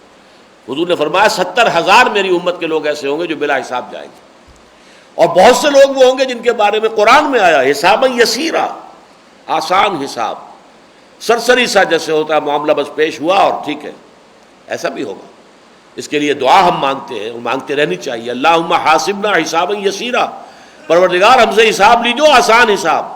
ہر چیز کا اگر کوئی جواب ہمیں دینا پڑ گیا تو پھر کون ہے کہ جو چھوٹے گا بات؟ کون ہے کہ جو اپنے اعمال کی بنیاد پر صرف، جیسا کہ حضور نے فرمایا، کوئی ایک انسان بھی، کوئی بھی انسان محض اپنے اعمال کی بنیاد پر جنت میں داخل نہیں ہو سکے گا۔ اور کسی صحابی نے ہمت اور جرأت کی، پوچھ لیا کہ کیا حضور آپ بھی؟ آپ نے فرمایا ہاں میں بھی، الا یتغمدنی ربی برحمتہ، اگر میرا رب ڈھانپ نہ لے مجھے اپنی رحمت سے تو میں بھی جنت میں داخل نہیں ہو سکوں گا۔ اس حوالے سے ولا تخزنا یوم القیامہ انک لا تخلف المیعاد، یہ بہت بامانی ہے یہاں یہ ٹکڑا۔ یقیناً تو اپنے وعدے کی خلاف ورزی کرنے والا نہیں ہے۔ ہمیں یہ اندیشہ نہیں ہے کہ جو وعدے تو نے کیے تھے اپنے نیک بندوں سے، اپنے رسولوں کے ذریعے سے، تو ان وعدوں سے پھر جائے گا، معاذ اللہ معاذ اللہ۔ ہمیں اندیشہ ہے تو اس کا ہے کہ ہم ان وعدوں کا مصداق ثابت ہو سکیں گے یا نہیں، ہم ڈیزرو کر سکیں گے کہ نہیں، یہ ہے جس کا شک ہے ہمیں، جس کی وجہ سے ہم کہہ رہے ہیں کہ ہمارے گناہوں کو بخش دے۔ ربنا فاغفر لنا ذنوبنا وکفر عنا سیئاتنا وتوفنا مع الابرار ربنا وآتنا ما وعدتنا على رسلك ولا تخزنا یوم القیامہ انک لا تخلف المیعاد۔ تو یہ ہمیں یہ نہیں اندیشہ ہے کہ تو اپنے وعدوں سے پھر جانے والا ہے، معاذ اللہ ثم معاذ اللہ۔ اندیشہ ہے تو یہ ہے کہ ہم اپنے گناہوں کی وجہ سے، کوتاہیوں کی وجہ سے، تقصیرات کی وجہ سے ان وعدوں کا مصداق ثابت نہ ہو رہے ہوں، تو ہماری ان کوتاہیوں کو گویا کہ کنڈون کرتے ہوئے، ہمارے گناہوں کو معاف فرماتے ہوئے، ہم انہیں اپنے پورے وفادار بندوں کے ساتھ ہمارا حشر کیجو، ان کے ساتھ شامل کر دیجو، اور اس کے لیے اپنے فضل سے، اپنے کرم سے ہماری خطاؤں کو معاف کر دیجو۔ اس کے بعد کی اگلی آیت جو طویل ہے، اس کو میں نے رکھ لیا ہے، اور ویسے بھی ابھی 5 آیات باقی ہیں اس رکوع کی، وہ اگلے درس کے لیے ہے، لیکن یہ ہے کہ اس میں جو اہم ترین حصہ آ رہا ہے وہ یہ ہے کہ یہ جو ایمان عقلی اکتسابی ایمان، پھر ایمان سمعی، اولو الالباب ہوش مند لوگ، ان لوگوں کے ایمان جن کی کیفیت یہ ہوتی ہے، ان کے عمل کا نقشہ کیا ہوتا ہے، یہ ہے جو اگلی آیت میں آئے گا۔ کون سا نقشہ پھر ان کا ہے؟ پھر یہ لوگ، ان کی ظاہر بات ہے جیسا کہ ہم نے سورہ بقرہ والی آیت میں پڑھا، وَمِنَ النَّاسِ مَن يَتَّخِذُ مِن دُونِ اللَّهِ أَندَادًا يُحِبُّونَهُمْ كَحُبِّ اللَّهِ وَالَّذِينَ آمَنُوا أَشَدُّ حُبًّا لِلَّهِ۔ جو اہل ایمان ہیں ان کی تو شدید ترین محبت اللہ کے ساتھ ہوتی ہے، اور اللہ کے ساتھ محبت، رسول کے ساتھ محبت، اللہ کے راہ میں جہاد کی محبت۔ اگر اللہ کے ساتھ محبت ہے تو اللہ کی راہ میں جہاد سے محبت ہوگی، کہ اللہ کے دین کے لیے غیرت اور حمیت ہو ہمارے اندر، اور اس کے لیے تن من دھن سب کچھ قربان کرنے کے لیے تیار ہو جائیں۔ یہ جو اولو الالباب ہیں، یہ جو صدیقین ہیں، ان کی شان پھر یہ ہوتی ہے، ایمان لانے کے بعد وہ یہ نہیں ہے کہ وہ بس جیسے ایمان لانے سے پہلے تھے ویسے ہی ان کی مصروفیات، ویسے ہی ان کی دلچسپیاں، ویسے ان کے معمولات چل، نہیں، اب وہ ہمتن ان کی زندگی میں انقلاب آتا ہے۔ محبوب ترین ہستی اللہ، اور اسی کے لیے اپنا سب کچھ، تن من دن سب کچھ اس کے لیے وقف کر دیتے ہیں۔ یہ نقشہ آئے گا آگے۔ آخری نقطہ میں بیان کر دوں، یہ آج صدیقین کا جو ایمان کی جو میں نے کیفیت بیان کی ہے، ایک اشکال پیدا ہو سکتا ہے کہ ہمارے پاس جو ہے وہ تو تقلیدی ایمان ہے، ہم تو پیدائشی مسلمان ہیں، آیا یہ کنورٹ ہو سکتا ہے اکتسابی ایمان میں؟ آیا اس ایمان کی یہ کیفیت ہو سکتی ہے کہ جو یہاں آج ہم نے ان آیات میں پڑھی ہے؟ یہ سوال عملی ہے۔ اللہ تعالیٰ ہمارے اندر یہ امنگ پیدا کرے۔ آرزو اول تو پیدا ہو نہیں سکتی کبھی، اور ہو جائے تو مر جاتی ہے یا رہتی ہے خام۔ دنیا کی آرزویں تو جوان رہتی ہیں ہر وقت، آدمی چاہے جو ہے قبر کے کنارے پہنچا ہوا ہو، دنیا کی آرزویں جوان رہتی ہیں، بوڑھی نہیں ہوتی۔ الہاکم التکاثر حتی زرتم المقابر۔ لیکن کبھی کبھی کوئی نیکی کا جذبہ بھی انسان میں پروان ہو، کوئی ابھرتا ہے تو وہ مر جاتا ہے، اسے پروان چڑھانا ہے، اسے آگے بڑھانا ہے۔ تو اللہ تعالیٰ اگر آپ کے دل میں آج یہ امنگ پیدا کرے کہ اللہ ہمیں بھی یہ ایمان عطا کرے، تو عین ممکن ہے۔ یہ قرآن مجید میں تدبر کے ذریعے سے، غور و فکر کے ذریعے سے، قرآن میں غوطہ زنی کر کے، آیات قرآنیہ کے حوالے سے، اور پھر اگر اللہ تعالیٰ نے آپ کو سائنس کا علم بھی دیا ہے، اس کے بعد آپ کو کائنات کی ہر شے اللہ کی ایک نشانی نظر آئے گی۔ ہر شے گویا کہ اپنے وجود سے گواہی دے گی اللہ تعالیٰ کے وجود کی، اور اللہ تعالیٰ کی صفات کمال کی. جیسے کہ ایک تصویر کہیں لگی ہوئی ہے مصور کی، تو وہ تصویر جو ہے وہ گواہی دیتی ہے اپنے مصور کے کمال فن کی. بڑا کامل الفن مصور ہے صاحب، کوئی شک نہیں. تصویر میں کچھ نہیں ہے، جو کچھ ہے مصور میں ہے. تصویر تو صرف اس مصور کے کمال فن کو ظاہر کر رہی ہے، کمال فن کو. اسی طرح اس کائنات کی ہر شے جو ہے، برگ درختان سبز در نظر ہوشیار، ہر ورق دفترست از معرفت کردگار. دیکھنے والی آنکھ چاہیے، نگاہ بینا چاہیے، دیکھنے والی آنکھ، حیوانوں والی کا دیکھنا نہیں. دیدن دیگر آموز شنیدن دیگر آموز. گاڑی کا ہارن کتے نے بھی سن لیا، آپ نے بھی سن لیا. آگے سے گاڑی آ رہی ہے، آپ کی آنکھوں نے بھی دیکھ لیا، کتے کی آنکھ نے بھی دیکھ لیا، وہ بھی بچ رہا ہے، آپ بھی بچ رہے ہیں. یہ دیکھنا اور یہ سننا اپنی جگہ ہے. دیدن دیگر آموز، کوئی اور دیکھنا بھی ہے، دل کی آنکھ سے دیکھنا. شنیدن دیگر آموز، ایک اور سننا بھی ہے، وہ دل کے کانوں سے سننا ہے. وہ دیکھنا سیکھو، وہ سننا سیکھو. اگر یہ جو ہے پیدا ہو جائے انسان کے اندر، تو گویا کہ کائنات کا ذرہ ذرہ اسے پکارتا ہوا نظر آئے گا. وَإِن مِّن شَيْءٍ إِلَّا يُسَبِّحُ بِحَمْدِهِ وَلَٰكِن لَّا تَفْقَهُونَ تَسْبِيحَهُمْ. کوئی ایک شے نہیں ہے اس پوری کائنات کے اندر جو ہر وقت ہر ہمہ اللہ کی تسبیح نہ کر رہی ہو اور ہم نہ کر رہی ہو، لیکن تم اس کی تسبیح اور ہم کو سمجھ نہیں سکتے. اپنے وجود سے وہ اللہ کے وجود پر، اللہ کے صفات کمال پر، اس کی شان تنزیہی، اس کے اوپر گویا کہ وہ گواہی دینے والی شے ہے. یہ معاملہ جو ہے قرآن مجید کے ذریعے سے، غور و فکر کے ذریعے سے آپ اس منزل تک رسائی حاصل کر سکتے ہیں کہ یہ ایمان حقیقی، یہ ایمان عقلی اور ایمان سمعی جو ہے وہ بالکل صدیقین کے ایمان کے درجے میں. اور درجے جو ہوں گے اونچے، ابو بکر صدیق کا درجہ جو ہے صدیق اکبر ہے، وہ تو معاملہ جو ہے وہ دور کی بات ہے. لیکن فی نفس ہی صدیقیت، اس کا درجے جو بند نہیں ہے، یہ دروازے کھلے ہیں. وہ جو 4 درجے بیان کیے تھے میں نے آج، من النبیین والصدیقین والشہداء والصالحین. جو صالحین ہے یہ بیس لائن ہے، یہ آگے بڑھیں محنت کریں شہداء کے زمرے میں بھی شامل ہو سکتے ہیں، آگے بڑھیں محنت کریں صدیقین کے زمرے میں شامل ہو سکتے ہیں. ہاں یہ آخری جو ہے یہ بینڈ ہے. نبیین یہ وہ بھی تھا پہلے بھی، اور اب یہ دروازہ بند ہے. پہلے بھی یہ کوئی شخص اپنی ریاضت سے، اپنی محنت سے، عبادت سے، نیکی سے، کوشش سے نبی نہیں بن سکتا تھا. یہ اکتسابی شے نہیں تھی، وہ بھی تھی. اللہ جس کو بناتا تھا وہ نبی بنتا تھا. اور اب تو اس کا دروازہ بند ہے. تو یہ نبوت کا دروازہ تو بند ہے، لیکن صدیقیت اور شہادت اور صالحین مومنین یہ دروازے کھلے ہوئے ہیں. ہمت کرے آدمی، محنت کرے. اس کے راستے ہیں کہ جو بتائے گئے قرآن میں، وہ آج کا موضوع نہیں ہے. وہ سورہ حدید کے اندر بیان ہوا ہے، سورہ بلد میں بیان ہوا ہے، وہ ہیں اس کے مختلف مقامات.